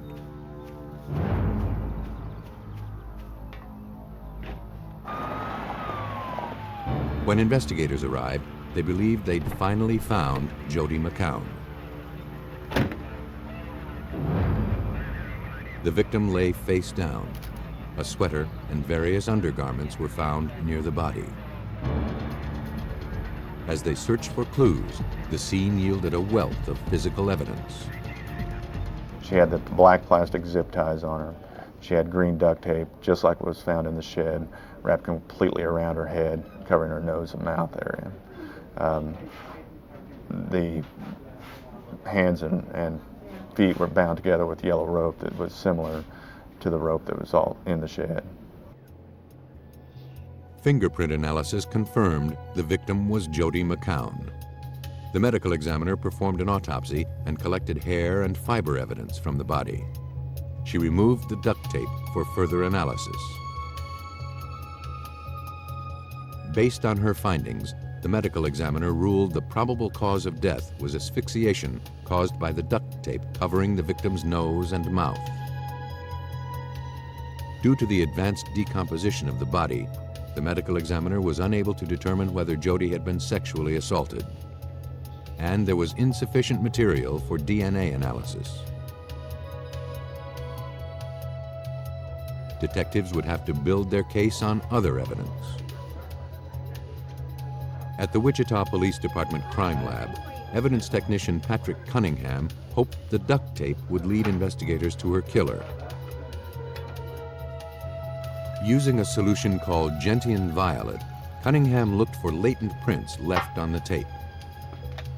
When the dye comes into contact with human protein residues, like those left by fingerprints, a vivid purple stain appears. When the tape from Jody McCown's body was put into the gentian violet solution, the results were disappointing. And when we examined the back side of it, near the torn edge, there were some partial fingerprint impressions in that area, but there wasn't enough minutia for comparative purposes. Forensic examiners had one last chance to make their case against Chester Higginbotham. At the Sedgwick County Regional Forensic Science Center in Wichita, forensic examiner Gary Miller would use fracture analysis to try to prove the duct tape from Jody's body came from the roll of tape in Higginbotham's rented garage. First, he painstakingly separated individual pieces from the tape recovered from Jody's body. Then, he analyzed the torn edges to establish the sequence in which the pieces had been torn from the roll. Upon aligning the torn edge, we can go and see that the fractures, such as a jigsaw puzzle, fits together, but we're also able to align that the spacing between these threads are consistent. And visually, we can tell from the color they are consistent. Miller's analysis proved that the roll of duct tape collected from Higginbotham's garage had been used to bind Jody McCown. Forensic scientists also compared fibers recovered from the victim's clothing with carpet fibers taken from Higginbotham's car. Under a microscope, the texture and color of the fibers were consistent. Detectives had finally established physical links between Jody McCown and Chester Higginbotham. Scientists then compared the button and thread found at the garage with those on Jody McCown's shirt. They carefully measured the buttons, noting similarities in size, design, and material. The threads from the garage and the victim's shirt were consistent. In the end, forensic science had given detectives enough evidence to make a homicide charge stick. Based on the evidence, police reconstructed the sequence of events on the night Jody was murdered. They believe Chester Higginbotham took Jody McCown to the rental garage.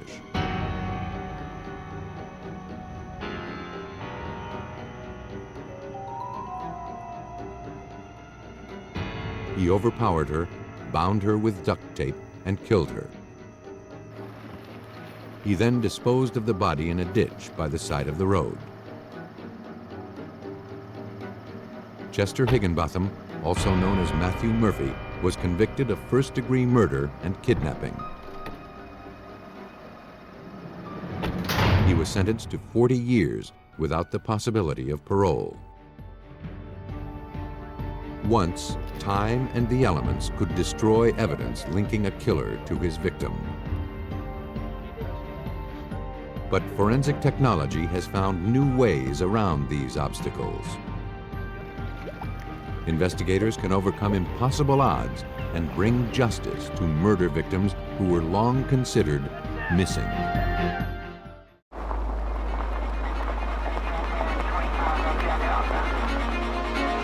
In New Mexico, a university co-ed is missing. Police must piece together a web of evidence to catch those responsible if they ever hope to find her alive. In Virginia, a killer uses the interstate as his personal dumping ground. A woman's body is found, and investigators have little time and few clues to lead them to a killer who could strike again. perpetrators try to conceal their crimes. Yet savvy investigators can take the most obscure data and recreate a murder. Though killers treacherously lure their victims by gaining their confidence, forensic science brings to light crimes committed and the betrayal of a blind trust.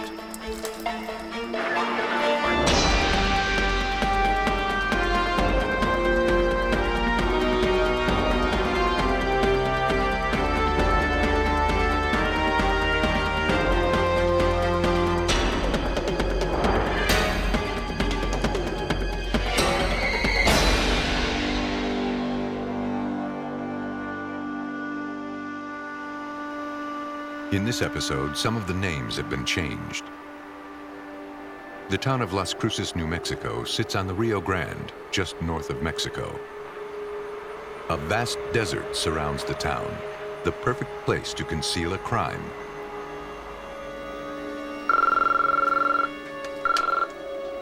Emergency operator. In January 1998, 911 dispatch received a call about a missing student named Carly Martinez.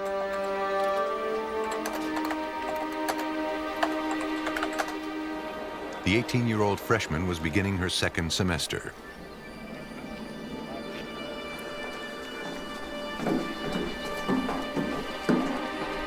When campus police arrived at the dorm, her roommate and parents were waiting. Are you guys here about Carly?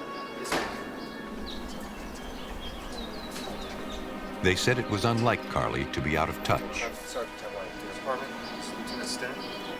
Our daughter's been missing. Her father told police they hadn't seen Carly since the day before. He and his wife had taken both girls to dinner and then dropped them off at their dorm room about 6:30 p.m. Welcome. I needed it. No one had seen or heard from Carly since. University police began a missing persons investigation. Her parents and roommate gave police a description and photograph of Carly. An extremely attractive girl with long dark hair and dark eyes. She was 5'6" and was last seen wearing jeans and a brown jacket.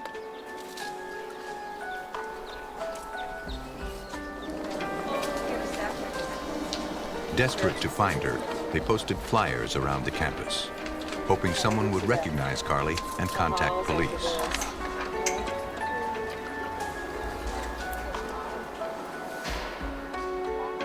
A massive search effort began. Officers and volunteers on horseback combed the surrounding desert area. Police gave dogs a piece of her clothing, hoping the scent would lead them to her. And investigators knew time was running out. If Carly were lost or wandering in the desert, she would not survive for very long. 4 days passed before they got the first break in the case. A fellow student, Samuel Sanchez, saw the missing person posters and contacted police. He said he saw Carly with Jesse Avalos, one of his co-workers at an off-campus bookstore. According to Sanchez, he saw them at a local roller rink on the night she disappeared. Jesse and Carly were skating together and holding hands. Sanchez told police the couple was later joined by Jason Desnoyers, one of Jesse's friends. They looked as if they were having a good time. The Las Cruces Police Department was called in to assist the university in the investigation. David Cortez was the lead detective. The co-worker said that they closed the roller rink early that evening of the 14th and that he saw the three of them leaving together. Campus police were the first to speak with Jesse Avalos. Hello, how you doing? They hoped he could Jesse provide Avalos? some answers. How you doing? I'm Officer Acosta with University Police, and I just wanted to ask you about your whereabouts and if you were hanging out with Carly Martinez the other night. Yeah. Can you tell me what Avalos happened? said he was with Carly on a date and that his friend Jason Desnoyers had joined them.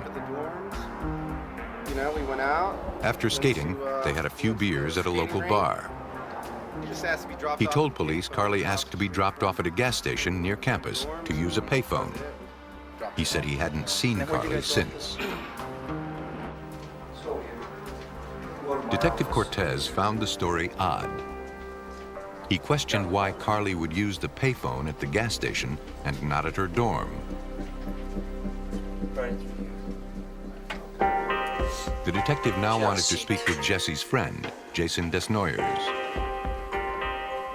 Maybe he could provide more information. Here already. I take it, right? Jason's story started out much like his friend's. He said Jesse Avalos was out on a date with Carly, and he met up with them at the skating rink. Me and Jesse and his girl. But then Jason's story changed. Decided to go out and have a couple drinks. He said they did not drop her off at a gas station. He said they took her back to school. So we drove her over to her dorm and dropped her off. And where'd you guys drop her off at? Detective Cortez grew suspicious. He knew one or both of the boys was lying. As far as your story goes, is where because of the conflicting stories, we felt that something wasn't right. Detective Cortez asked for permission to search Jason Desnoyers' truck, hoping to uncover something that would bring them closer to finding Carly. Police noticed some scratches on the car's exterior, on both the driver's and the passenger's side. They extended the entire length of the car. Other than that, the car appeared to be spotless. We noticed that the inside of the truck was very clean, as if it had been recently washed. Several fibers were collected from the floor and seat. Using the chemical luminol, they checked for blood and other bodily fluids. If there were any present, they would glow under the light. Upon performing the luminol test, we discovered that the center bench seat area was lighting up. This caught our attention, along with the scratches, some indicators to us that something just wasn't right. When investigators examined the seat more closely, they discovered a large reddish-brown stain. A portion of the seat cushion was cut out and sent to the forensic lab for testing.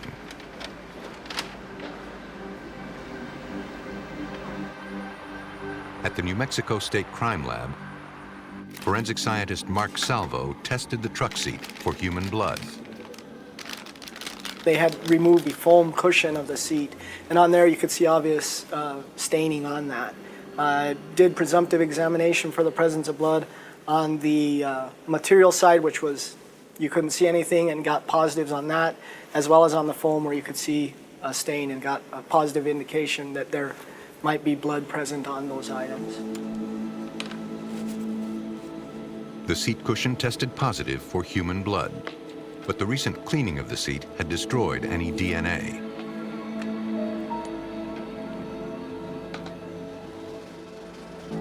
As the police gathered evidence, the search for the young girl continued. Carly's disappearance was reported throughout the southwestern states. Short notice here. Authorities hoped the media coverage would prompt someone with information to come forward. We just received, we got an updated photo on our victim, Carly.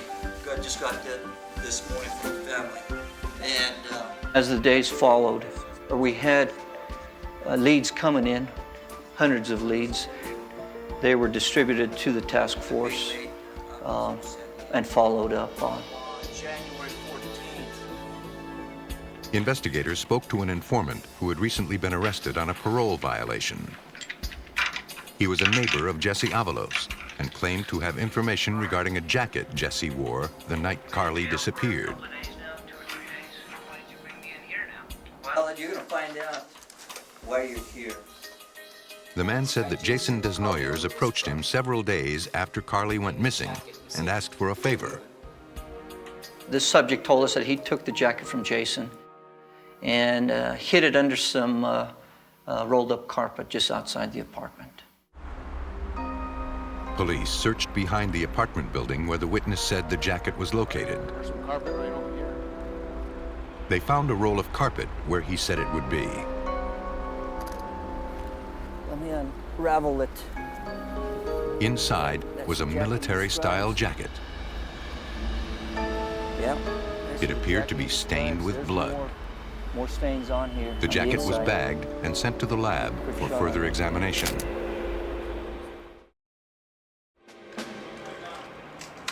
After police obtained a warrant, they also searched inside Jesse Avalos' apartment.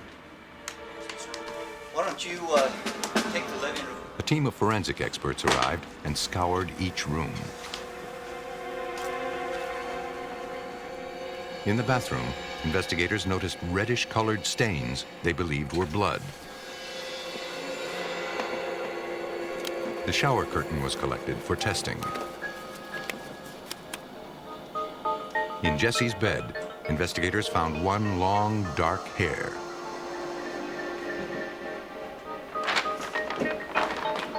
Some of Avalos' clothing was also bagged and sent to the lab. If the smudges found on the jacket and shower curtain were blood, forensic scientists would need to compare it to Carly's. Detective Cortez asked her family for personal items that might provide them with a DNA sample. Investigators were piecing together a case.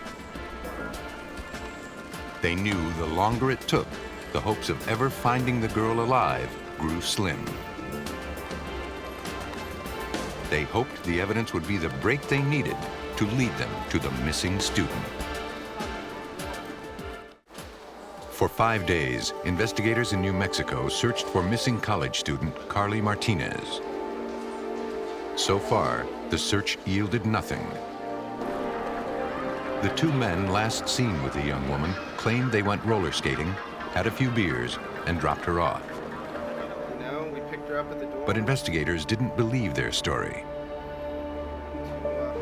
Bloodstains found in the truck and on the shower curtain inside one of the suspect's apartments cast even more doubt. Come on in here, you guys. The police secured a warrant to collect DNA samples from Jason Desnoyers and Jesse Avalos. This is Jason here, just need some body standards. Desnoyers appeared with his lawyer. A technician took hair, blood, and saliva samples. Detective David Cortez supervised the procedure. He looked for any signs that indicated Desnoyers had been in a struggle. One of the things I did notice at the time was that he had a large cut on his right hand, which was in the healing process. It was scabbing over, but it was, you can tell that it was very recent. It's not on the search warrant, no. But just one But photo. Desnoyers' lawyer refused to let police take photos of the cut. We don't need a photo. Body standards were also collected from Jesse Avalos. All of the samples were sent to the state crime lab to be compared to bloodstains found on both the jacket and shower curtain. Forensic scientist Mark Salvo conducted the examinations. First, Salvo extracted DNA from Carly's personal items to compare with samples found on the jacket. Then, he applied a chemical solution to the stains on Desnoyers' jacket. It looks like there's some discoloration up here in this area.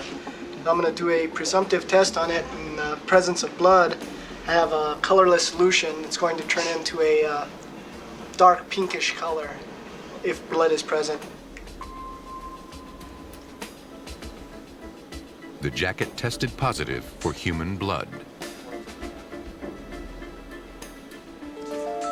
Salvo also swabbed the shower curtain found in Jesse's apartment.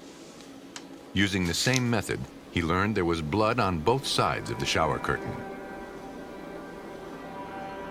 These were collected and marked for evidence. Salvo then compared the blood found on the jacket and the shower curtain and was startled by the findings. The blood on these items came from 3 separate individuals. He discovered that the DNA matched not only both suspects, but also the victim. I think it's just unusual in a case like that where you can link 3 individuals to a piece of evidence. So I can show that either all 3 of these individuals were injured and bleeding and left their material on this item, or that some of the individuals carried away DNA and left it on that item. Police still didn't know if Carly was dead or alive. And they believed the only people who did know were their 2 suspects. Since Jason Desnoyers had cooperated in the beginning, Detective Cortez hoped he would talk now. When we attempted to contact Jason Desnoyers, I learned through his attorney as well as his family that his whereabouts were unknown. So we moved over to Jesse Avalos. City Police, Jesse. Cortez hoped with one suspect on the run, he'd get the other to talk. All right, how are you? Not wanting to tip his hand, the detective played it cool and just asked Jesse for his help in the case. Yes. And we explained to him that we wanted to talk about Carly and if he would help us out, give us any information that he had or that he knew. One of the things we explained to Jesse was how the family was feeling, not knowing the whereabouts of their daughter. It looked like his tactic was beginning to pay off. With that, Jesse, out of the blue, told us, well, let's get in the car. Let's go for a ride. The terrain around Las Cruces is so isolated that if a person wanted to hide something out there or someone out there, they could very easily do it. Jesse Avalos took Detective Cortez to a remote location in the desert. Jesse pointed out a site where Desnoyers had burned incriminating items. What Cortez found in the ashes was chilling. There were remnants of clothing and accessories, metal zippers and rivets, eyeglasses, and a woman's lipstick and compact case. One item was particularly telling.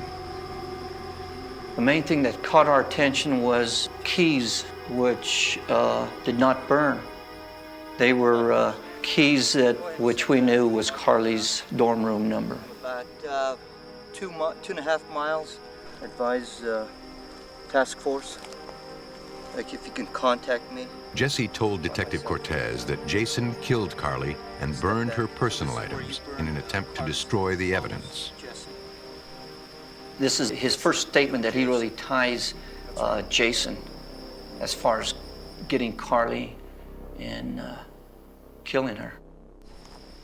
Jesse tried to retrace Jason's steps on the night Carly was killed, but it was dark and they weren't able to locate the young woman. Contact me on my cell phone. But even without a body, Detective Cortez knew they were close to breaking the case.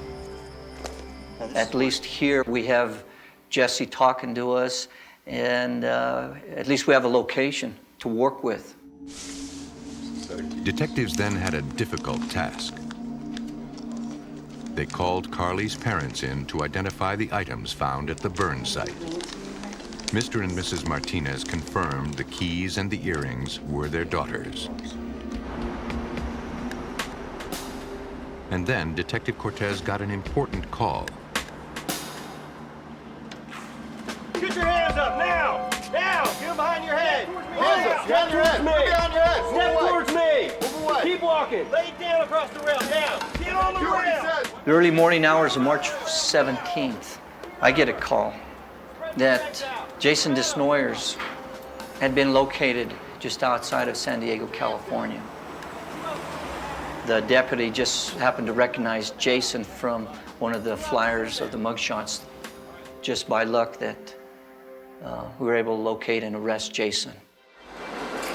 Jason Desnoyers was transported back to Las Cruces and formally booked for the murder of Carly Martinez. All right, just come on in, we're going right to your left. Once Jason was in custody, they then arrested Jesse Avalos on tampering with evidence. Take one cuff off of it, place Investigators knew that without a body, it would be more difficult, but not impossible, to convict them of murder. It's very important to find this body. Not only to the family, which was a big concern for us, because we still needed to prosecute these subjects. Police led an extensive search around the burn site. Hundreds of search personnel were on hand to attempt to locate the remains.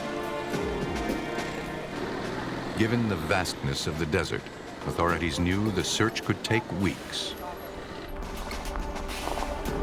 And through it all, Detective Cortez continued to pit one suspect against the other, convinced it was only a matter of time before one of them broke down. We decided that we would meet up with Jesse and tell him, hey, we located Jason. He's putting the blame on you now, Jesse. Jesse tells us, well, I'll tell you. I'll come up clean now and tell you where she is. And I'll take you straight to her body. We told Jesse, okay, here's your last and final chance. It started as a grid search, and we'll coordinate with us, the 3 canines, how we want to do it. Keep your radio on where we can communicate with you. Jesse Avalos again showed detectives several areas where he thought the body was located. Even with the help of university police, border patrol agents, and search dogs, they found nothing. So Detective Cortez came up with one more strategy. On our way out, we made sure that Jesse did see Jason and that this was no bluff. All right, Jason, you're up. Good luck.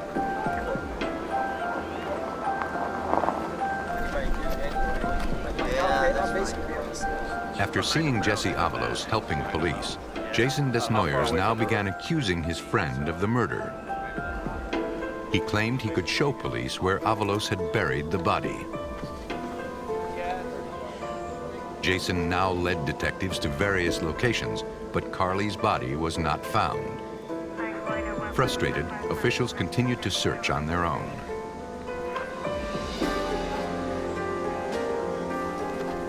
Finally, the rescue team made a gruesome discovery not far from the burn site.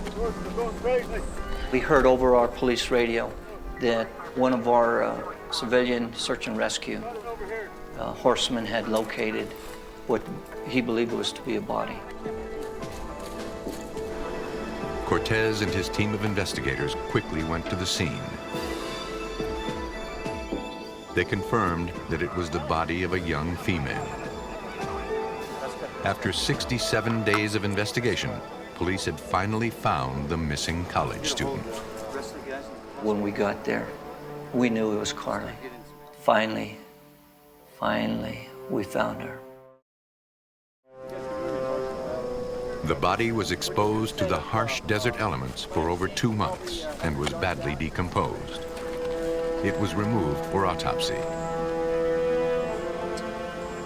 Police believed the forensic evidence gained at autopsy would not only reveal how she died, but also secure the conviction of her killers.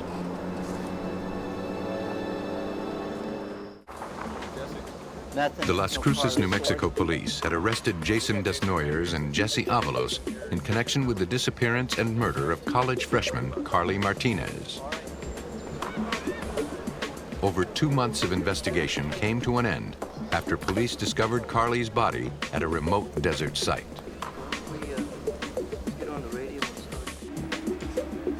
The body was transported to the coroner's office for autopsy.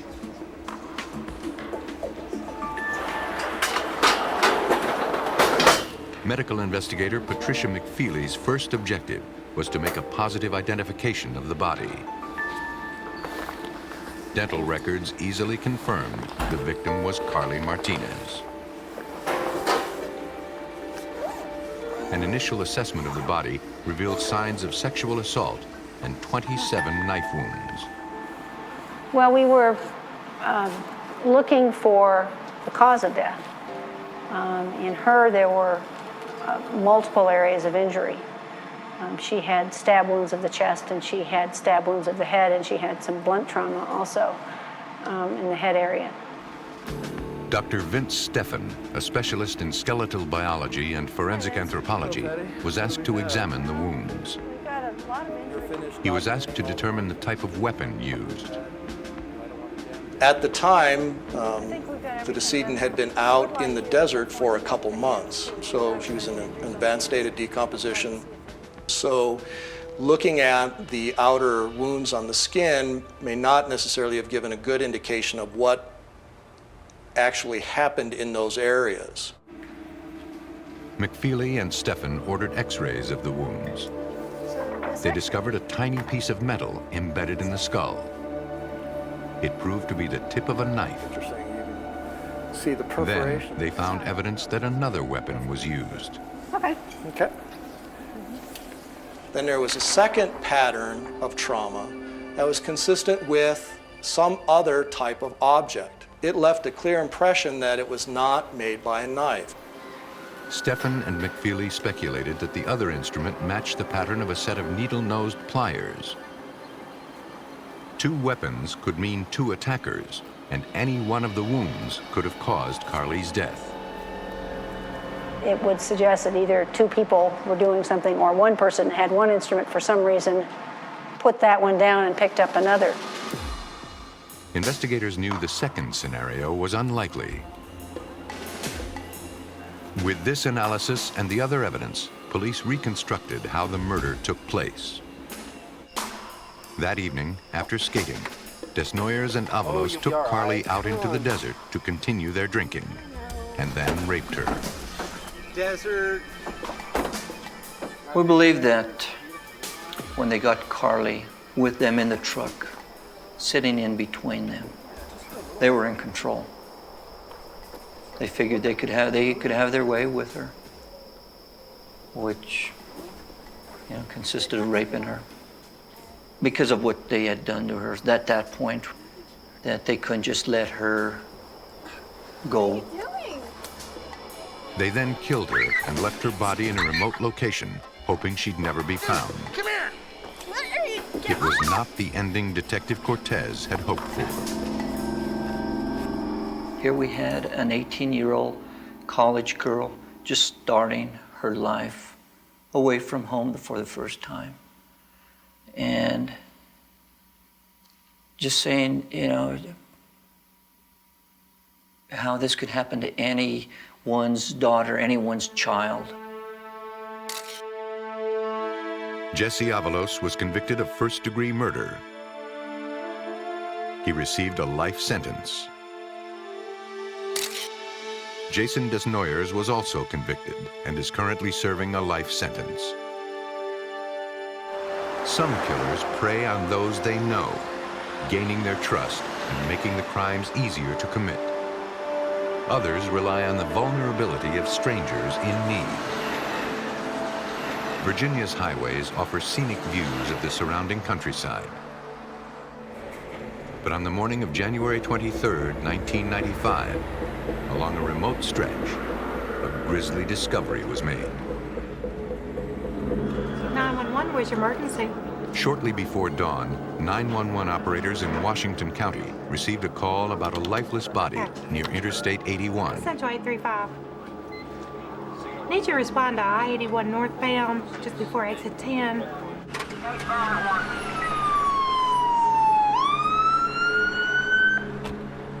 The responding officer found a half-dressed female lying in the middle of the road. The Washington County Crime Scene Unit processed the area. Crime techs photographed the site and canvassed for evidence. More blood stains here. Investigators were unable to identify the victim at the scene. They did not find a purse or any identification. Police also recovered a plastic grocery bag. It had been partially wrapped around the victim's head. More evidence was found close by. A pair of pants believed to be the victim's. 3 pieces of paper. In the pocket was a slip of paper. On it was written 2 phone numbers, both out of state. Gainesville on it, 304, I believe, is Florida. The pieces of evidence were bagged and sent to the state crime lab. Investigators also found another important piece of evidence. A set of bloody tire tracks. Detective Kenneth Wilson investigated the case. There was some obvious tire tread marks that led from the lady's body out toward the northbound ramp of I-81 North and on down the ramp. It became obvious that the vehicle had run over the lady's legs. Forensic technicians photographed the tracks. It was evident they were made by a very large truck. Detective Ross Sheets also worked the case. Appeared to be the tracks left on the roadway when he ran over the victim's right leg, left marks that appeared to be that of a tractor and trailer. The diameter and the revolution of the tire led us to believe that, in fact, it was a tractor and trailer. Pull back, and after a while, it left. Detectives canvassed the rural area to see if anyone had heard anything unusual. Police found one man who remembered hearing a truck around 3 a.m. He told police he heard the truck idling for several minutes. Then he heard it turn around and drive back onto the interstate. The man was a mechanic who worked on tractor trailers. He did not see the vehicle, but he was confident the engine was a Peterbilt motor. Thinking the trucker might still be in the area, police moved quickly.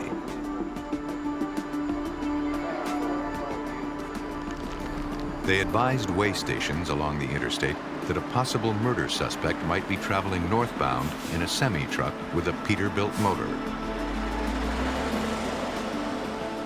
We also notified the Virginia State Police, the West Virginia State Police, the Maryland State Police, and North Carolina State Police to also be on the lookout for any tractor and trailer that may have signs of blood or hair or human tissue on that vehicle.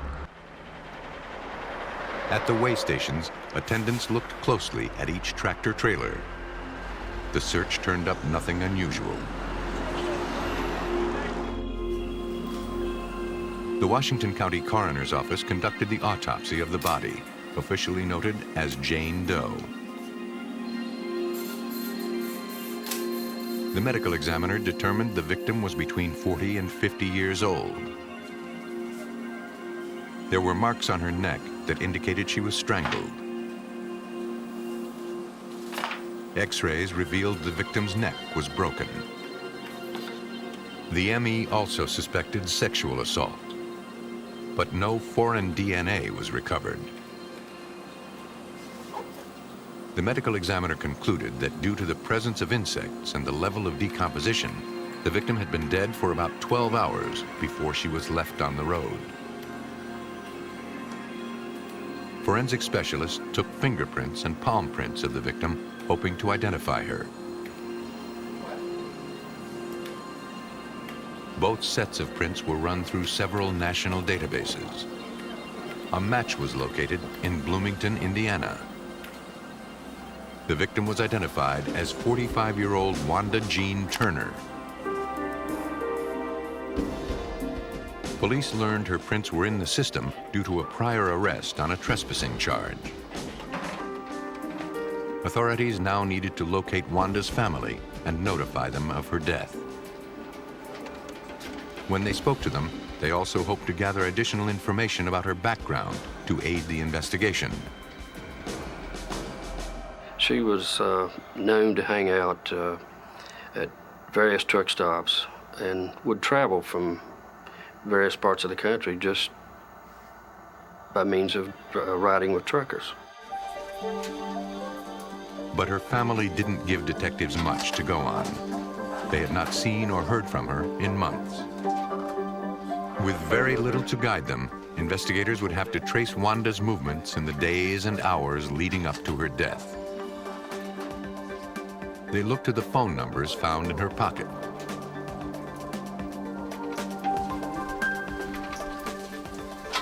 One of the numbers was a taxi cab company in Gainesville, Florida. Investigators contacted the Gainesville Police Department and asked for assistance. They hoped someone at the cab company would remember Wanda. Gainesville police showed photographs of Wanda to the cab drivers. One man recognized her. The cab driver told police he took her to the bus station around 11 a.m. on January 22nd.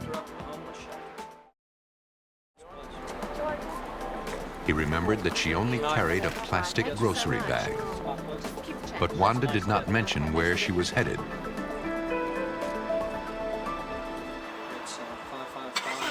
We lost her trail then and everything went cold, but the last place we could place her alive was in Gainesville, Florida, getting on a bus. Detective Sheets believed the victim's body was dumped in Virginia about 16 hours later. The investigation, expanded to 5 states, stretched the resources of the Washington County Sheriff's Office. And we sent detectives out in different directions, going to every truck stop, basically from Roanoke, Virginia to Gainesville, Florida, distributing these posters and requesting any and all information. They hoped someone had seen Wanda Turner with a truck driver. But no one remembered seeing her. And the case slowly grew cold. Then, less than a month after Wanda Turner's murder, a body of a woman was found off an interstate near Greensboro, North Carolina. The crime scenes were eerily similar.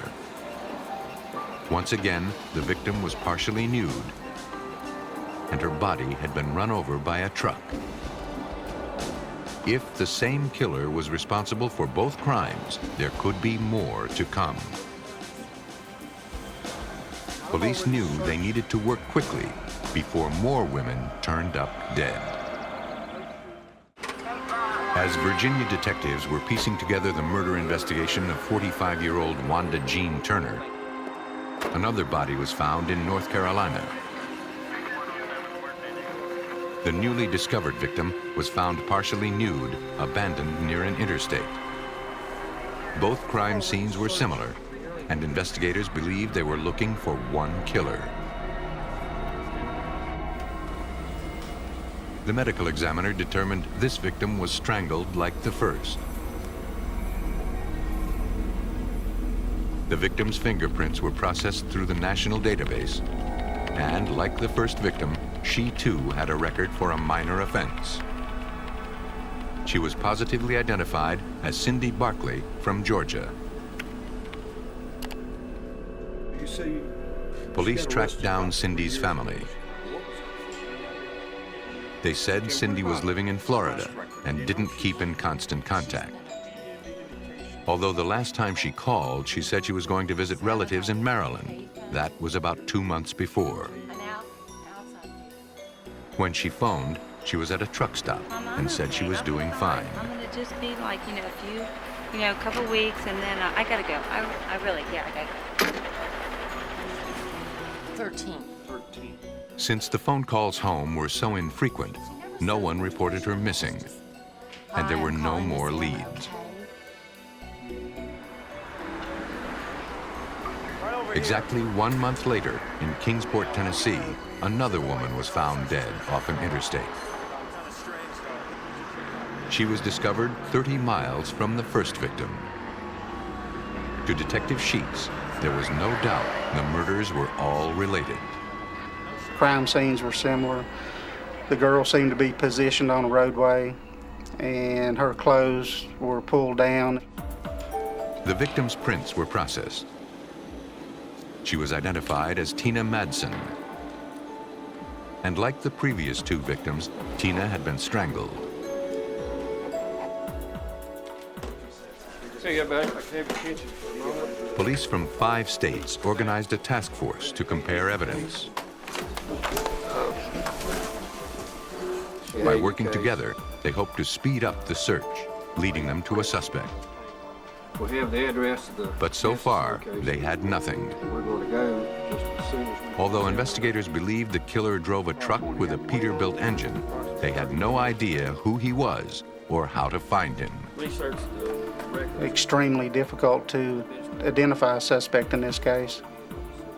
There's a million or so truck drivers in this country and millions of trucks. And just like a long shot to find a suspect. At the Virginia State Crime Lab in Roanoke, forensic scientists pored over the only physical evidence they had: a receipt, a piece of paper, and a plastic bag.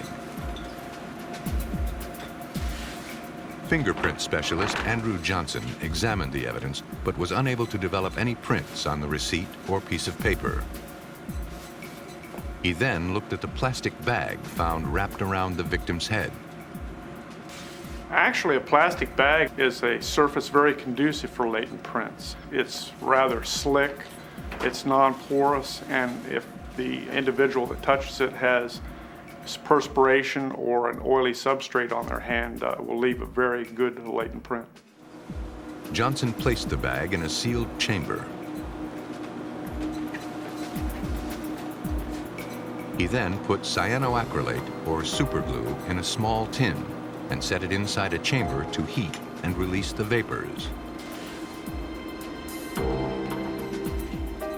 The glue evaporates and adheres to the oily prints, which glow under an alternate light source.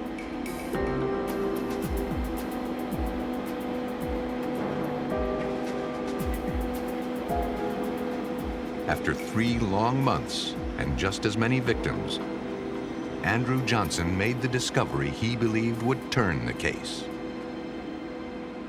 After photographing the latent print, I took the photograph and made a 5-time enlargement of the latent print. And then a tracing is done of the minutia on the latent print and transferred to a piece of acetate. Investigators ran the prints through Virginia's fingerprint identification system. But to their surprise, the database didn't turn up anything. Missouri, Alabama. The fingerprints were their only link to the suspect. Police believed they were looking for a trucker, and now they needed to find another way to track him down. Similar crime scenes have been observed. Okay, we've developed a media release. They made copies of the fingerprints taken from the plastic bag and submitted them to jurisdictions across the country. People who can answer phone calls with this particular evidence we have. A lot of the... And just when they were losing hope of ever finding the killer, their luck changed. Across the country, in Arkansas, investigators got a hit. A serial killer was on the loose. 3 murders were linked to the same perpetrator who traveled the interstates in search of unsuspecting women. The only clue connected to the crimes was a fingerprint found on a grocery bag. And after months of coming up empty, investigators finally got a match. The suspect had been arrested in Arkansas on a minor charge several years earlier. The print belonged to Sean Goebel of Asheboro, North Carolina. Investigator Sheets of the Washington County, Virginia Sheriff's Office was optimistic that he was their killer. He was a tractor and trailer truck driver, so we thought we had our man. Hey, Charlie, listen, I've got some things I got to take care of. I'll get back with Detective you later Kenneth today. Wilson went to North Carolina and questioned the suspect's supervisor. Goebel was out on the road and was due back at any time. The supervisor confirmed that Goebel not only drove a tractor-trailer, he drove one with a Peterbilt engine. But Goebel's co-workers could not believe he was a cold-blooded killer. Goebel was known throughout his department as a calm, easygoing, friendly, but somewhat lonely truck driver, but he had a good reputation. Investigators obtained the trucker's travel logs to see if there was any correlation between the location of the bodies and the suspect's whereabouts. We'll make copies. We determined that he was in the vicinity of a lot of murders that occurred across the country, especially the ones that we were looking at here locally. When Goebel showed up, detectives were there to meet him.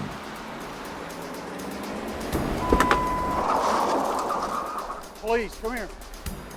He did not seem surprised. There was very little reaction from him. But once we told him he was under arrest and the charge he was being arrested for, he was somewhat surprised. Goebel denied any involvement in the murders. Mr. Goebel, as we told you before, He told police he never met any of the victims. I don't think I've seen her before. While Goebel was detained at the Winston-Salem Police Department, investigators processed his truck. Inside, they found a purse containing the driver's license of the last victim, Tina Madsen. They also collected numerous strands of hair. And they found what appeared to be blood.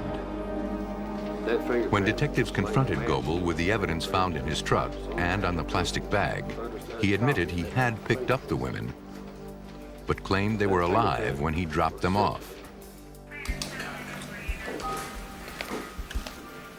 Police then obtained a search warrant for his home.